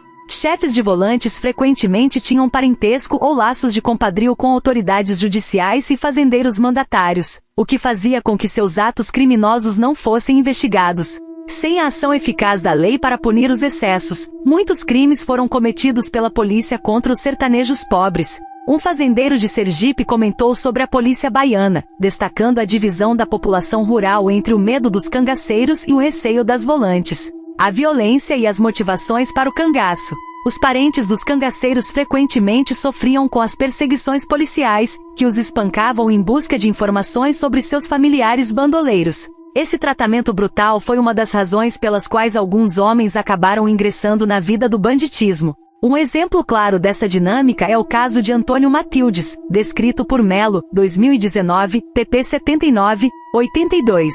Natural da vila de São Serafim, parte do município de Flores PE, Matildes era um homem trabalhador e de boa conduta, com parentesco com Joaninha Ferreira, irmã da mãe de Virgulino Ferreira. Os irmãos Ferreira o consideravam tio. Em 1910, foi nomeado inspetor de quarteirão de Poço do Negro pelo juiz Mário Lira, destacando-se na recuperação de cavalos roubados. No entanto, em 1919, Matildes foi espancado e preso em sua casa, na frente da esposa e dos filhos, por Antônio Maquinista, cabo de polícia e chefe de volante de Vila Bela. Chandler, 1981, p. 42, relata que buscas da polícia em residências geralmente resultavam na destruição dos utensílios domésticos e no espancamento dos familiares dos acusados. Matildes, após ser solto pela intervenção do capitão Antônio Timóteo, buscou auxílio com seus parentes, os irmãos Ferreira, que já eram cangaceiros. Em 1920, Matildes e um bando de cangaceiros atacaram as fazendas de Zé Saturnino e de seus familiares, os Nogueira. Esse conflito familiar resultou em muitos tiros, sangue e vidas ceifadas, originado pela violência policial. Nascimento p. 50-52, narra um episódio envolvendo o lavrador Antônio dos Santos, morador de Tanque Novo, no sertão paraibano. Conhecido como Tonho de Ana, ele era primo do cangaceiro Paizinho, que em julho de 1924 espancou e humilhou o juiz Arquimedes Sotomayor durante um assalto à cidade de Souza, na Paraíba. Chandler, 1981, p. 65. Em 1925, após sofrer constantes vexames das volantes policiais, que o interrogavam sobre seu primo, Tonho de Ana mudou-se com sua esposa e filhos para o sítio dos Nunes, de propriedade do Major Raimundo Cardoso em Flores, sertão pernambucano. Certa vez, enquanto trabalhava na roça, o sargento Guedes, da polícia paraibana, e sua volante foram até sua casa, onde só estavam sua esposa, que havia dado à luz há poucos dias, e seus 4 filhos. Ela foi espancada, e Tonho de Ana também foi brutalmente agredido. Durante a tortura, os policiais usavam punhais para fazer furos em suas costas, perguntando sobre o paradeiro de Paizinho. A volante foi embora sem obter as informações desejadas, mas deixou marcas de violência e humilhação. Tonho tentou denunciar o sargento ao delegado Jesuíno na delegacia de Flores, mas foi humilhado e teve suas queixas desacreditadas. Revoltado com a injustiça, Tonho enviou sua esposa para Juazeiro, seguindo os grupos de romeiros em busca de ajuda com o padre Cícero, que era conhecido por nunca negar auxílio. Ele então procurou o bando de Chico Lopes, ao qual Paizinho pertencia, com o intuito de se vingar dos homens que o agrediram. A violência policial também motivou a entrada de Sr. Pereira Sebastião Pereira e Silva no cangaço. Embora houvesse exemplos de cangaceiros em sua família, como seu irmão Né Pereira, seu primo Luiz Padre e seu sobrinho Antônio Pereira Neto, Melo, 2019, p. 73, a violência policial teve um papel importante. Os Pereira tinham uma longa rivalidade com as famílias Nogueira e Carvalho, marcada por brigas, prejuízos financeiros, discussões acaloradas e até assassinatos. Em 1918, Sebastião Pereira, então com 17 anos, vivia em São Francisco, no município de Floresta PE, com sua família e uma senhora negra que cuidou dele e de seus irmãos quando eram crianças, a quem chamavam de mãe por respeito. Certo dia, o capitão Teófanes Ferraz Torres, delegado de Serra Talhada PE e comandante de uma volante, chegou à casa de Sebastião para prender seu irmão Né Pereira e Pedro Valões, acusados de crimes contra as famílias Carvalho e Nogueira. Não encontrando os acusados, espancou e queimou o rosto de Sebastião e espancou a senhora negra. Em 1916, um de seus irmãos mais velhos, Né Dadu, foi assassinado por um comparsa que trabalhava secretamente para os Carvalho. Chandler, 1981, p. 31. Esses eventos desmoralizaram os Pereira perante a sociedade e os fizeram perder a fé na justiça, o que os levou a se envolver no cangaço, violência e conflitos no sertão. Os primos Sinhô Pereira e Luiz Padre se destacaram como chefes de cangaceiros, comandando Lampião e seus irmãos, entre outros bandoleiros. Eles cometeram diversos crimes até 1922, quando, atendendo às orientações do padre Cícero, se mudaram para Minas Gerais. Dadá, em entrevista, relatou que quando Corisco a levou da casa de seus pais, seus familiares foram torturados pela polícia. Seus irmãos, com menos de 8 anos, tiveram as unhas arrancadas. Seu pai foi severamente espancado, e sua mãe e irmãs foram presas, ficando vários dias sem alimentação ou água. Tudo isso ocorreu porque a polícia procurava informações sobre seu paradeiro e o do grupo de Corisco. Os policiais viam os sertanejos pobres como possíveis coiteiros e seus filhos como futuros cangaceiros. Longe dos olhos da justiça, a prática comum era executar prisioneiros em locais afastados e sem testemunhas. Um exemplo é o do cangaceiro jararaca José Leite de Santana, do grupo de Lampião, ferido e preso durante o assalto mal-sucedido à cidade de Mossoró RN, em 13 de junho de 1927. Ele foi levado da prisão supostamente para Natal, onde seria julgado, mas os policiais desviaram a rota e o executaram em um local ermo. Após a morte de Lampião em Angicos, os cangaceiros sobreviventes se dividiram em pequenos grupos, cada um com seu próprio chefe. A dificuldade em manter uma rede de coiteiros se intensificou. Lampião sabia como obter munição, encontrar locais para descanso, coitos, adquirir alimentos, obter contribuições financeiras e manter uma rede de coiteiros, além de unir os grupos de cangaceiros com suas habilidades de negociação e perspicácia. Com sua morte, essa rede se desfez, e os grupos passaram a agir de forma independente. O cerco ao cangaço aumentou com o maior efetivo policial e a falta de apoio de muitos coronéis. Segundo Melo, o tenente João Bezerra declarou que o próximo alvo seria o grupo de Corisco. Melo, 2019, p. 282. Melo também afirma que durante os últimos meses de 1938, vários cangaceiros se entregaram às autoridades. Melo, 2019, p. 291. Alguns até ajudaram a polícia a capturar seus antigos companheiros. Português, chefe de um pequeno grupo de cangaceiros, entregou suas armas em dezembro de 1938, junto com sua esposa Quitéria e mais 3 de seus companheiros, Velocidade, Pedra Rocha e Barra de Aço. Ele foi preso no quartel do 2º Batalhão de Polícia de Santana do Ipanema e foi morto a tiros dentro do quartel em 12 de fevereiro de 1939, pelo soldado Pedro de Aquino dos Santos, que havia ingressado na polícia em 1937 para vingar a morte de seu pai, Tomás José de Aquino, assassinado por português em 1934 em Santana do Ipanema. Esses registros mostram a arbitrariedade e a violência usadas pela polícia na luta contra o cangaço, com a população mais pobre frequentemente sendo a principal vítima desses abusos. Fuga da justiça e questões entre famílias.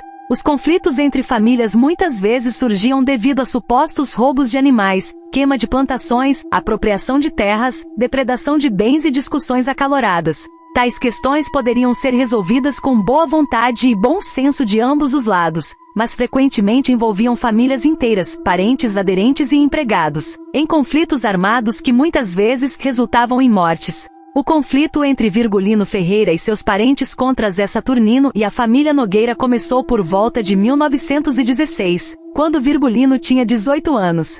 As causas incluíam supostos roubos de animais, quebra de chocalhos, objetos que os animais usavam no pescoço, provocações e rixas familiares. Esses conflitos resultaram em invasões de propriedade e prejuízos financeiros devido à queima de plantações e matanças de animais. A falta de cercas nas fazendas fazia com que os animais de diferentes proprietários ficassem juntos no pasto, tornando comuns as queixas de roubo de animais no sertão nas primeiras décadas do século XX. Chandler, 1981, p. 37. Esses desentendimentos rapidamente evoluíram para emboscadas e tiroteios, afastando-se cada vez mais de uma solução pacífica. As questões não foram resolvidas de maneira satisfatória. O cangaço e as questões familiares. Os conflitos entre famílias muitas vezes surgiam devido a supostos roubos de animais, queima de plantações, apropriação de terras, depredação de bens e discussões acaloradas. Essas questões, que poderiam ser resolvidas com boa vontade e bom senso,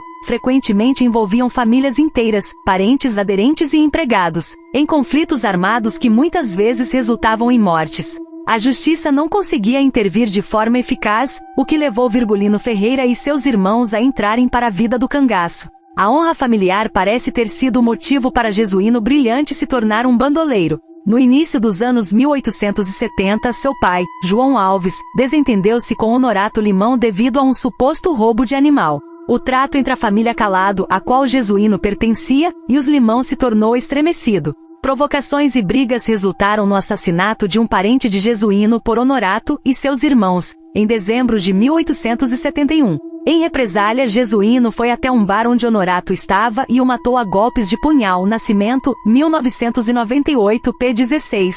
Para escapar da justiça e da vingança da família do morto, Jesuíno ingressou na vida de cangaceiro. A justiça feita pelas próprias mãos substituía a justiça dos tribunais, frequentemente falha devido à presença de jurados de caráter duvidoso e submissos aos seus patrões. Esses jurados, muitas vezes ligados a poderosos locais, votavam conforme as ordens de seus superiores, não ousando contrariá-los. Assim, a justiça privada muitas vezes se mostrava mais eficaz que a pública.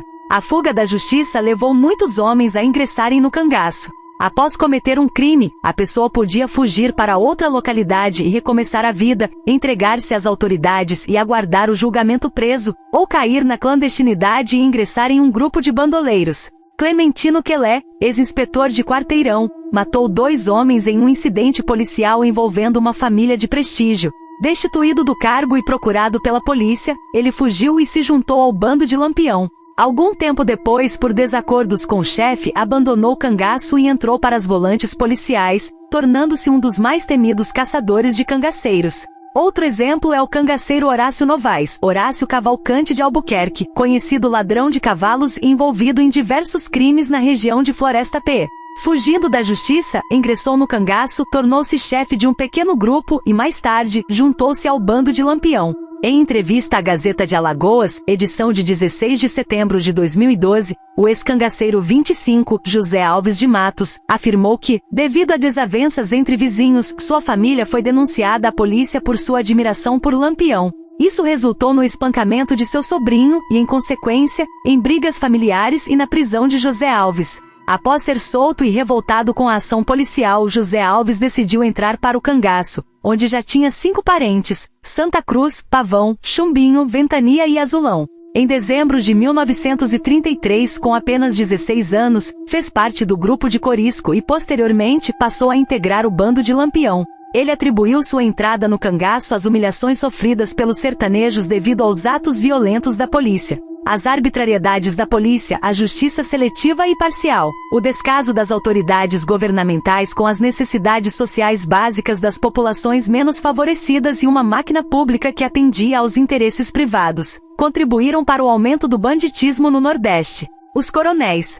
Origem do coronelismo. O cangaço está, entre outras coisas, diretamente ligado à figura do coronel. Durante o período colonial no Brasil, para proteger suas propriedades de ataques indígenas ou invasões de outros colonos, o donatário, possuidor de grandes extensões de terras, mantinha dezenas de jagunços armados. Esses homens muitas vezes realizavam serviços sórdidos para seus patrões, como roubo de animais, assassinatos, expulsão de moradores nativos de suas terras, apropriação de terras, surras e ameaças a agricultores. Pericaz 2010, p. 17, menciona a presença de grupos de bandoleiros já durante a invasão holandesa no século XVII. Soldados holandeses desertavam e formavam grupos fora da lei, assim como bandeirantes paulistas, que se separavam de suas expedições e organizavam grupos de salteadores. Durante as 2 últimas décadas do século XIX e as 2 primeiras do século XX, muitos bandoleiros se destacaram por seus crimes, incluindo os irmãos Guabirabas, Cassimiro Honório Jeremias dos Santos, Antônio Silvino, os irmãos Porcinos, Sinhô Pereira e Luiz Padre.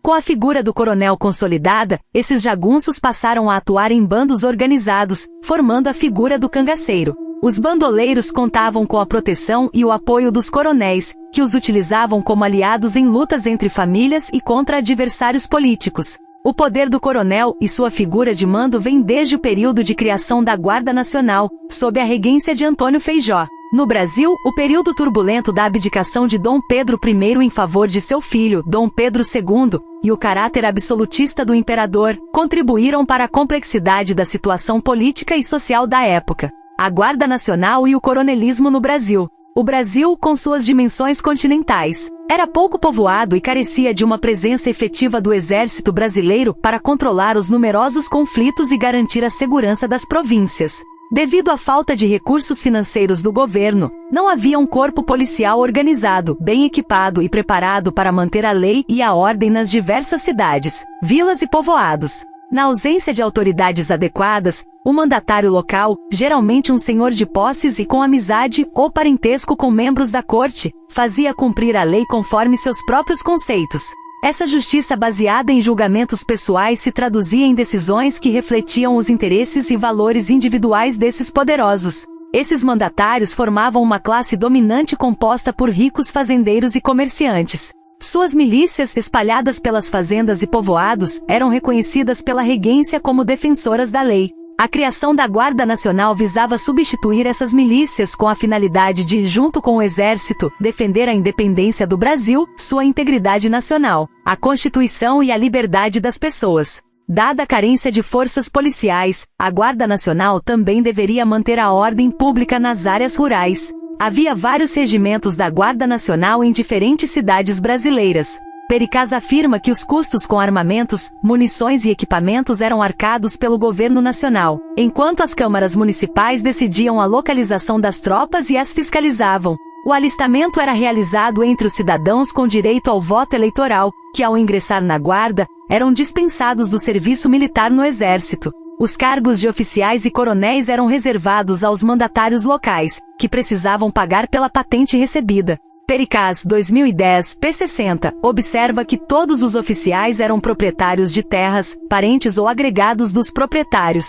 Essa prática favorecia apenas as famílias abastadas que podiam pagar pelo título, beneficiando grandes fazendeiros e comerciantes que já detinham o poder político de forma patriarcal. A Guarda Nacional participou da Guerra do Paraguai, de 1864 a 1870, e de outros momentos tensos na história do país. O comando da Guarda era sinônimo de prestígio, poder e riqueza. Nas festas religiosas que mobilizavam toda a cidade, a presença dos coronéis era notada por seus uniformes elegantes e por estarem sempre em lugares de destaque. Leal, 2012, p. 242, relata que os oficiais da Guarda, quando condenados por crimes, não eram presos em celas comuns, mas sim mantidos em condições mais favoráveis. A Guarda Nacional tinha um caráter mais político do que militar.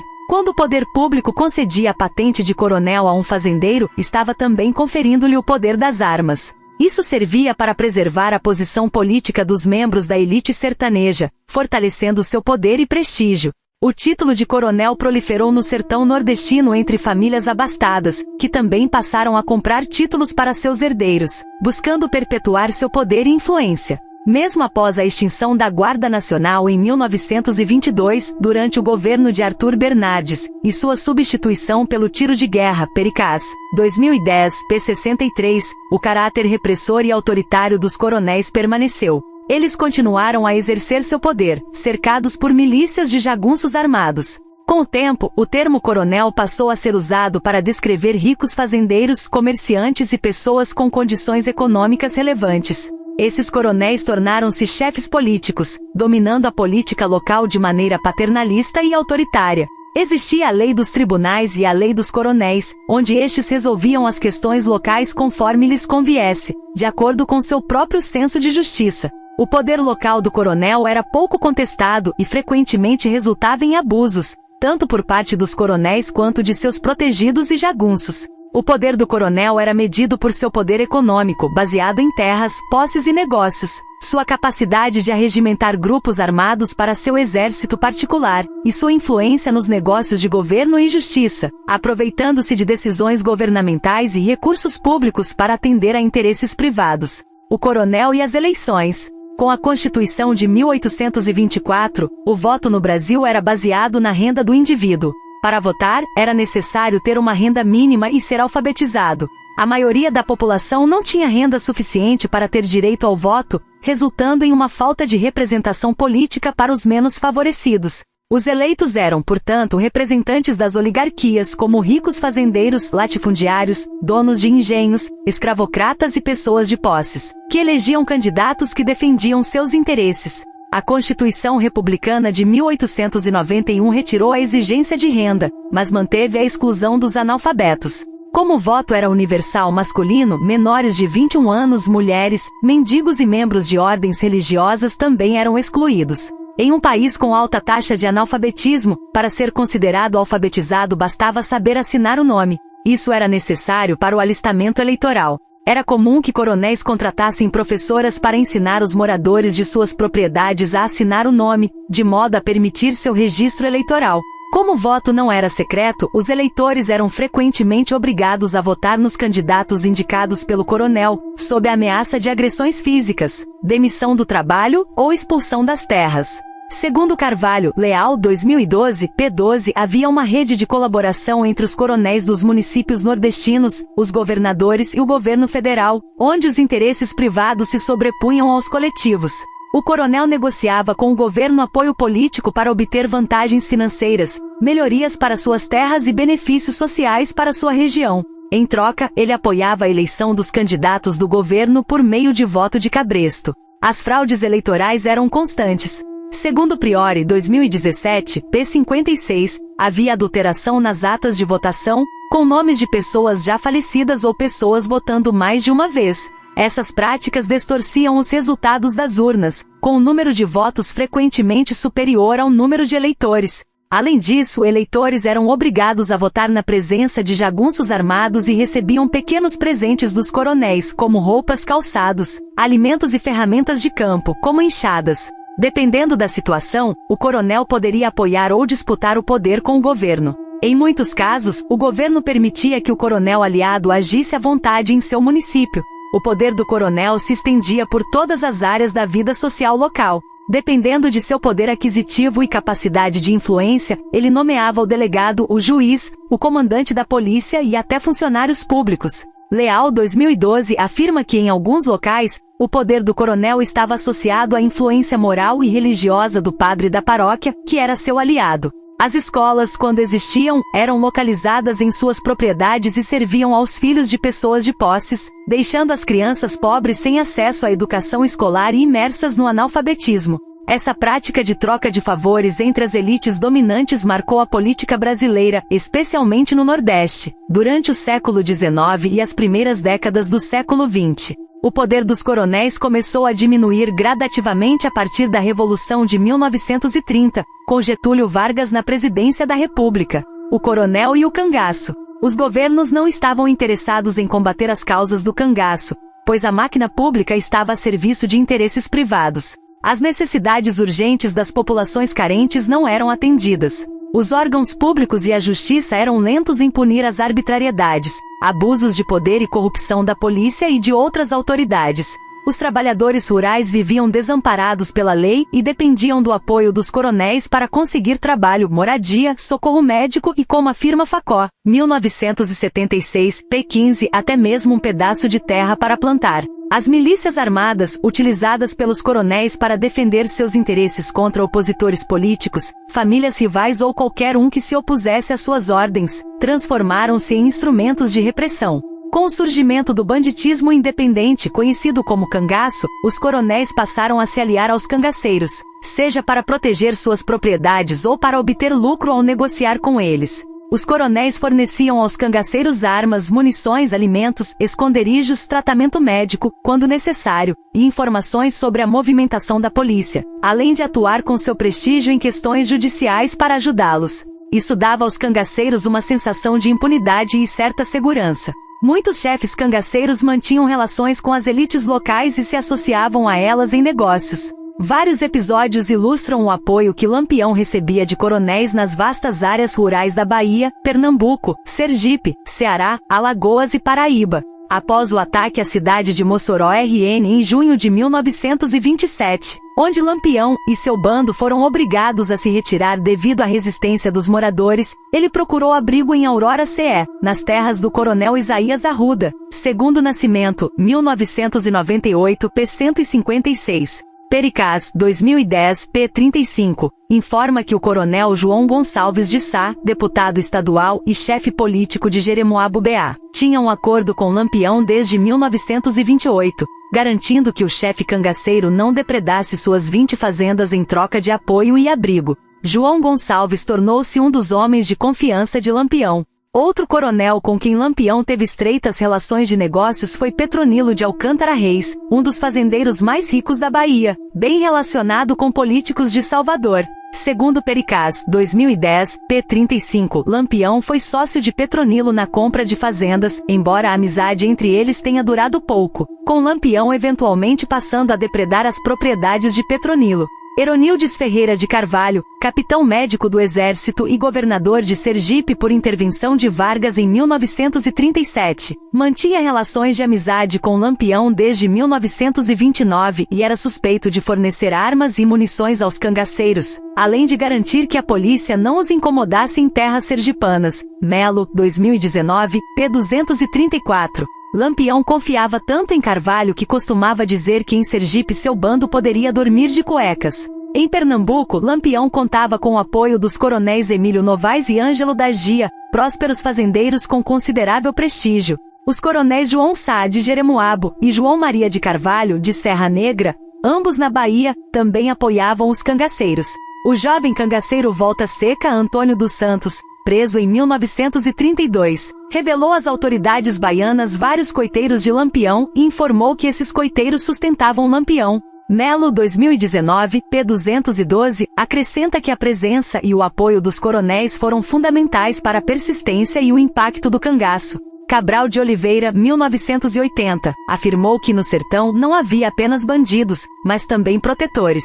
Se os coronéis não tivessem dado suporte aos cangaceiros, talvez eles não teriam cometido tantos crimes nem espalhado terror pelos sertões nordestinos por quase 20 anos. O coronel e o cangaço. Em depoimentos às autoridades e jornalistas, muitos coronéis afirmaram que, devido às circunstâncias, foram forçados a negociar com Lampião e outros chefes cangaceiros, além de apoiá-los em suas necessidades. É possível que haja verdade nessa afirmação. Em um ambiente onde a lei do mais forte prevalecia, não era prudente tornar-se inimigo de Lampião.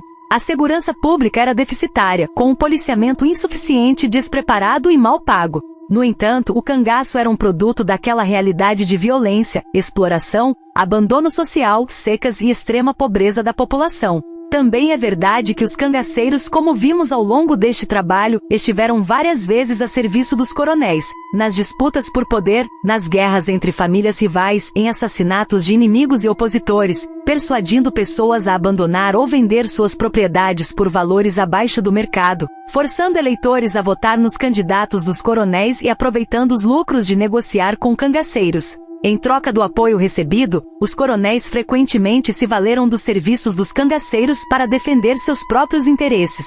Vargas, a Revolução de 1930 e o fim do cangaço. Diversos fatores contribuíram decisivamente para o fim do cangaço. Desde a década de 1920, os presidentes dos estados de Pernambuco, Bahia, Alagoas, Ceará, Paraíba e Rio Grande do Norte se reuniram várias vezes para traçar planos de combate ao cangaço.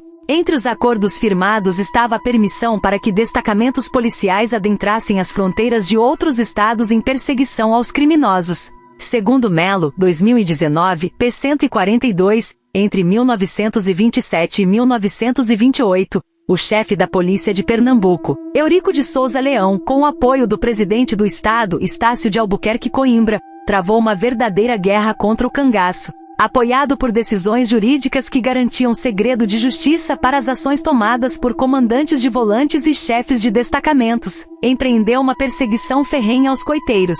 Muitas arbitrariedades foram cometidas pelas tropas volantes, pois a violência era uma prática comum nas ações policiais. Melo, 2019, pp. 147, 148, informa que alguns coronéis, juízes, delegados, subdelegados e inspetores de polícia foram presos ou destituídos do cargo por suspeita de colusão com os cangaceiros. Na Paraíba, o governador João Suassuna, de 1924 a 1928, intensificou o combate ao banditismo e ofereceu, segundo Melo, 2019, p. 104, 10 contos de réis pela cabeça de Lampião, uma soma considerável para a época. João Pessoa, seu sucessor no governo, de 1928 a 1930, continuou a luta contra o banditismo e intimou os coronéis e outras autoridades paraibanas a parar de dar apoio aos cangaceiros, prometendo medidas severas contra os envolvidos. Pessoas foram presas, outras obrigadas a entregar suas armas à polícia, e casas e fazendas de pessoas influentes foram invadidas, sob suspeita de envolvimento com crimes de mando. A batalha travada por João Pessoa contra as oligarquias paraibanas e o banditismo não teve o êxito esperado devido à falta de apoio do governo federal, à influência de políticos e coronéis contrários às suas decisões, e à falta de contingente policial para fazer valer e fiscalizar suas determinações. Em 1929, João Pessoa era candidato a vice-presidente da República com Getúlio Vargas pela Aliança Liberal, apoiada por Minas Gerais, Rio Grande do Sul e Paraíba. Nas eleições de 1º de março de 1930, Júlio Prestes, candidato do presidente Washington Luiz, venceu com acusações de fraude de ambos os lados. João Pessoa foi assassinado em um café no Recife, por motivos que envolviam questões políticas e pessoais. A morte de João Pessoa deixou o clima político do país ainda mais tenso. A responsabilidade pelo crime recaiu sobre o presidente Washington Luiz, acusado de negligenciar ajuda a João Pessoa na batalha contra as oligarquias dominantes. Esse episódio levou a oposição a unir-se contra o governo. Vargas, que fazia parte de uma nova oligarquia, via nas disputas políticas entre São Paulo e Minas Gerais obstáculos aos seus interesses. Com o movimento tenentista, em 3 de outubro de 1930, foi deflagrada uma luta armada no Rio Grande do Sul, que se estendeu para Paraíba, Minas Gerais e Pernambuco. No Rio de Janeiro, no dia 24 do mesmo mês, os generais Mena Barreto e Tasso Fragoso, além do almirante Isaías Noronha, depuseram Washington Luiz, faltando pouco tempo para o término de seu mandato. Em 3 de novembro, uma junta de governo assumiu o poder. Vargas, a Revolução de 1930 e o fim do cangaço. Com a ascensão de Getúlio Vargas ao poder em 1930, chegou ao fim a Primeira República. Ao assumir a presidência, Vargas destituiu todos os presidentes dos estados e nomeou interventores para governar. Nos primeiros anos da década de 1930, seu governo travou uma árdua batalha para desarmar os coronéis, especialmente aqueles que lhe fizeram oposição, evitando que se tornassem núcleos de resistência ao novo governo. Segundo Facó, 1976, p. 191, os coronéis Franklin Albuquerque e Horácio de Matos, ambos ricos fazendeiros de grande prestígio político no sertão baiano, foram presos. Outros coronéis foram destituídos de seus cargos políticos. Em setembro de 1930, Frederico Costa, presidente da Bahia, mandou distribuir cartazes pelo sertão com a fotografia de Lampião, oferecendo uma recompensa de 10 contos de réis pela sua captura. Melo, 2019, p. 160. Essa recompensa era uma verdadeira fortuna para a época, equivalente ao valor de 10 automóveis novos. Essas ações trouxeram dificuldades para os grupos de cangaceiros em relação à aquisição de armas e munições. Chandler, 1981, p. 161, relata que durante o ano de 1931, o grupo de Lampião enfrentou vários confrontos com a polícia, especialmente em novembro e dezembro, quando a polícia baiana estava em seu encalço. Melo, 2019, p. 218, acrescenta que após uma conferência realizada em Recife em julho de 1935, envolvendo os presidentes dos estados de Pernambuco, Ceará, Alagoas, Bahia, Sergipe, Rio Grande do Norte e Paraíba, foi aprovada a fiscalização das canoas que navegavam pelo São Francisco. Foi reforçada a exigência de matrícula para cada embarcação, o que, embora pudesse ser burlado, impôs dificuldades adicionais para o transporte de mantimentos, armas e munições para os cangaceiros. Outra dificuldade enfrentada pelos cangaceiros foi a maior contratação de sertanejos para aumentar o efetivo das volantes. Os cangaceiros passaram a enfrentar grupos de homens que viviam na mesma pobreza que eles, criados nos mesmos sertões e caatingas, acostumados com privações, sol forte e longas caminhadas e conhecedores dos lugares por onde os cangaceiros costumavam andar. Até as vestes que usavam eram semelhantes às dos cangaceiros. Melo, 2019, pp. 99-100. Nesse período, a atuação desses civis na luta contra o cangaço foi de grande importância. Vários cangaceiros afamados, chefes de subgrupos do bando de Lampião, foram mortos em combate, como Criança, Mariano, Pai Velho, Zé Baiano, Pavão e Pontaria. Outro aspecto importante na luta contra o cangaço foi a aquisição de melhores armamentos pelas polícias estaduais, como a submetralhadora, além da criação do 2º Batalhão de Polícia em Santana do Ipanema AL, no final de julho de 1936, pelo interventor federal Osman Loureiro de Farias, Melo, 2019, pp 198, 200, 201. Lucena Maranhão, então major e comandante do novo batalhão, enviou um recado para que os coiteiros parassem de ajudar os cangaceiros, Melo, 2019, p. 205. Com a implantação da ditadura do Estado Novo, de 1937 a 1945, de Getúlio Vargas em 1937, não havia mais espaço para grupos de cangaceiros aterrorizar a vida das pessoas pelos sertões nordestinos. Pressionado pela Inglaterra, que tinha lucrativos negócios no setor ferroviário do Nordeste e estudos para a prospecção de petróleo no raso da Catarina BA, Vargas intimou os interventores dos estados nordestinos a combater e erradicar o banditismo em suas regiões. Em seus empreendimentos progressistas, Vargas pretendia levar o desenvolvimento para todas as regiões do país, incluindo o Nordeste. Os coiteiros que durante anos haviam dado apoio aos cangaceiros, agora estavam acossados pelas autoridades. Muitas vezes tiveram que retirar o apoio aos bandoleiros, pois suas propriedades estavam ocupadas pelas volantes. Com o apoio reduzido dos coiteiros, tornou-se difícil para os cangaceiros sustentar sua vida de perseguições, tiroteios e privações. O fim do cangaço e suas implicações. Segundo Carvalho 2015 p. 264, vários fatores contribuíram para o fim do cangaço: a abertura de estradas, financiadas pelo governo federal, permitindo um maior fluxo de carros e caminhões, a expansão telegráfica que melhorou a comunicação entre as cidades, a logística das tropas volantes, e como já mencionado, o aumento do número de recrutas e a aquisição de armas mais modernas. Esses fatores foram determinantes para o fim do cangaço. Em 28 de julho de 1938, o principal núcleo de cangaceiros foi eliminado na Grota de Angicos, no município de Poço Redondo SE, em uma operação conjunta do tenente João Bezerra, do aspirante Francisco Ferreira de Melo e do sargento Aniceto Rodrigues da Silva, todos da polícia alagoana. A ação resultou na morte de Lampião, sua companheira Maria Bonita e mais 9 cangaceiros. Com a morte de seu maior líder, o cangaço chegava ao fim. Nos meses subsequentes, vários cangaceiros se entregaram à polícia. A anistia concedida pelo presidente Getúlio Vargas garantia a vida para cada cangaceiro que se entregasse, embora eles fossem presos e enviados para a prisão, como uma forma de justiça que exigia reparação pelos muitos crimes cometidos. Há quem afirme que o cangaço terminou definitivamente com a morte de Corisco, ocorrida em 25 de maio de 1940, em Brotas de Macaúbas, Jeremoabo, a 600 quilômetros de Salvador BA, em uma emboscada da volante de Zé Rufino. Na verdade, ele já não estava mais em atividade. Meses antes, tinha dissolvido seu grupo e estava com os braços deficientes devido a tiros recebidos em combates com a polícia. Na ocasião, ele estava indo para o sul para recomeçar a vida. Estava mais para um retirante ou alguém em fuga. Com o fim do cangaço, encerrava-se também a longa trajetória de homens que, vivendo à margem da lei, ostentavam uma mistura de bravura, coragem e atos de selvageria, com suas armas penduradas ao corpo, suas vestes adornadas com ouro, seus cabelos longos, suas andanças, sofrimentos, crimes cruéis, amores e mortes. Conclusão.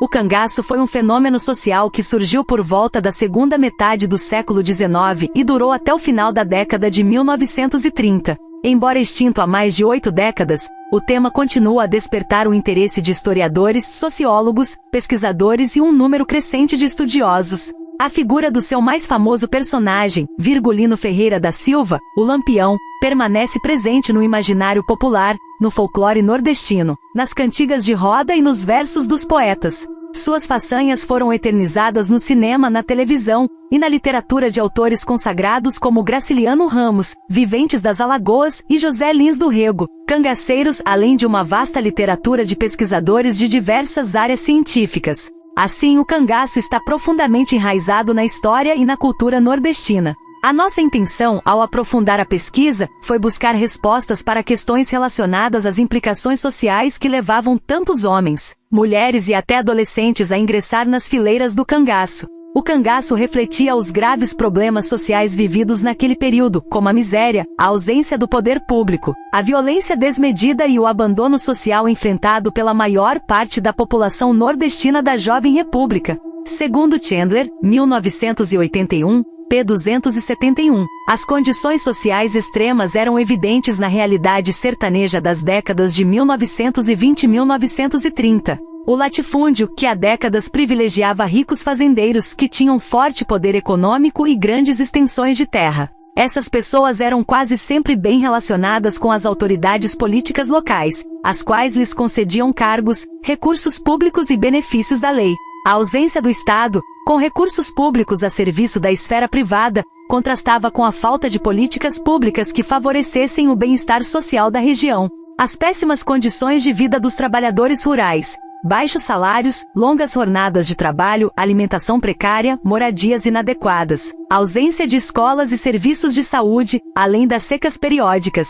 A irregularidade das chuvas prejudicava enormemente a agricultura e a pecuária, tornando a vida do sertanejo ainda mais difícil. A violência no campo, onde jagunços armados, muitas vezes a mando de ricos senhores, assaltavam estradas, saqueavam fazendas, assassinavam pessoas, incendiavam plantações e matavam animais. As volantes policiais agiam com extrema violência e crueldade para com as populações pobres, cometendo vários arbítrios, certos da impunidade. A falta de justiça no meio rural, onde prevalecia a justiça das armas dos pistoleiros a serviço dos coronéis. A ausência de um judiciário sério, com juízes nomeados segundo a conveniência dos mandatários locais, e julgamentos compostos por jurados e testemunhas de caráter duvidoso. Esse mau funcionamento da justiça nos sertões nordestinos contribuiu para a figura do coronel. As sangrentas disputas entre famílias influentes por poder político e posse de terras levavam à contratação de grupos armados, verdadeiros exércitos formados por jagunços. Esses, oriundos de famílias muito pobres, viam nesse trabalho a possibilidade de servir a uma família de posses, que lhes oferecia trabalho, comida e abrigo. Num ambiente onde a violência estava sempre presente, esse pertencimento era importante. Era preciso escolher um lado para se proteger dos abusos da polícia e dos jagunços. Apesar de resultante de uma situação de extrema pobreza e vida rude, os cangaceiros não lutavam contra as autoridades corruptas nem contra os ricos coronéis. Ao contrário, aliavam-se a eles, praticando os mais diversos crimes. Sua luta não era por justiça social nem contra a fome ou a miséria. Lutavam por seus próprios interesses. Com as mortes de Lampião, Maria Bonita e mais 9 de seus asseclas na Grota de Angicos, Poço Redondo S.E., na manhã de 28 de julho de 1938, o cangaço praticamente chegava ao fim. Nos meses seguintes, os cangaceiros sobreviventes ou se entregaram à polícia, ou fugiram para outros estados, abandonando a vida de cangaceiro, ou foram mortos em combate com as volantes. O fim do cangaço não significou o fim de velhas práticas criminosas. Ainda encontramos em nossa sociedade resquícios do coronelismo de outrora. O coronel de hoje não é mais o dono de engenhos e terras. Sua figura evoluiu e se transformou, mas os resquícios do poder e influência continuam presentes de outras formas. Corruptos, empresários desonestos e autoridades públicas criminosas estão presentes na disputa pelo poder, frequentemente noticiados pelos meios de comunicação em casos de corrupção, nepotismo e até assassinatos. Assim, a violência ainda norteia a realidade de muitos lugares nos sertões nordestinos, e muitos dos crimes praticados pelos cangaceiros ainda ecoam em nossos dias. Aqueles que levantam a voz para reivindicar direitos há muito negligenciados frequentemente têm suas vidas ceifadas pelas balas de matadores de aluguel. A luta pela terra continua a ser um dos mais complexos problemas sociais no campo, resultando em incontáveis mortes. A violência policial, amplamente noticiada, não cessa de fazer vítimas, e a justiça, com seus inúmeros entraves, parece favorecer a impunidade dos bem relacionados ao poder. Ainda há muito a ser pesquisado sobre o cangaço, dado o caráter abrangente do tema. Apesar dos esforços empreendidos nas pesquisas reunidas, das exaustivas leituras e da elaboração dos textos, fica registrado o prazer de ter contribuído, através deste trabalho, para uma melhor compreensão da nossa história. Os cangaceiros nos deixaram como lição a coragem para lutar e a capacidade de resistir às dificuldades. Ainda hoje, os nordestinos enfrentam e resistem contra a exploração, o preconceito, a violência no campo e na cidade, as intempéries da natureza e o descaso das autoridades. É fundamental denunciar as injustiças cometidas contra o povo nordestino, uma gente guerreira que carrega uma história de luta e resistência por sua liberdade e sobrevivência. Essa história é, sem dúvida, a história de todos nós.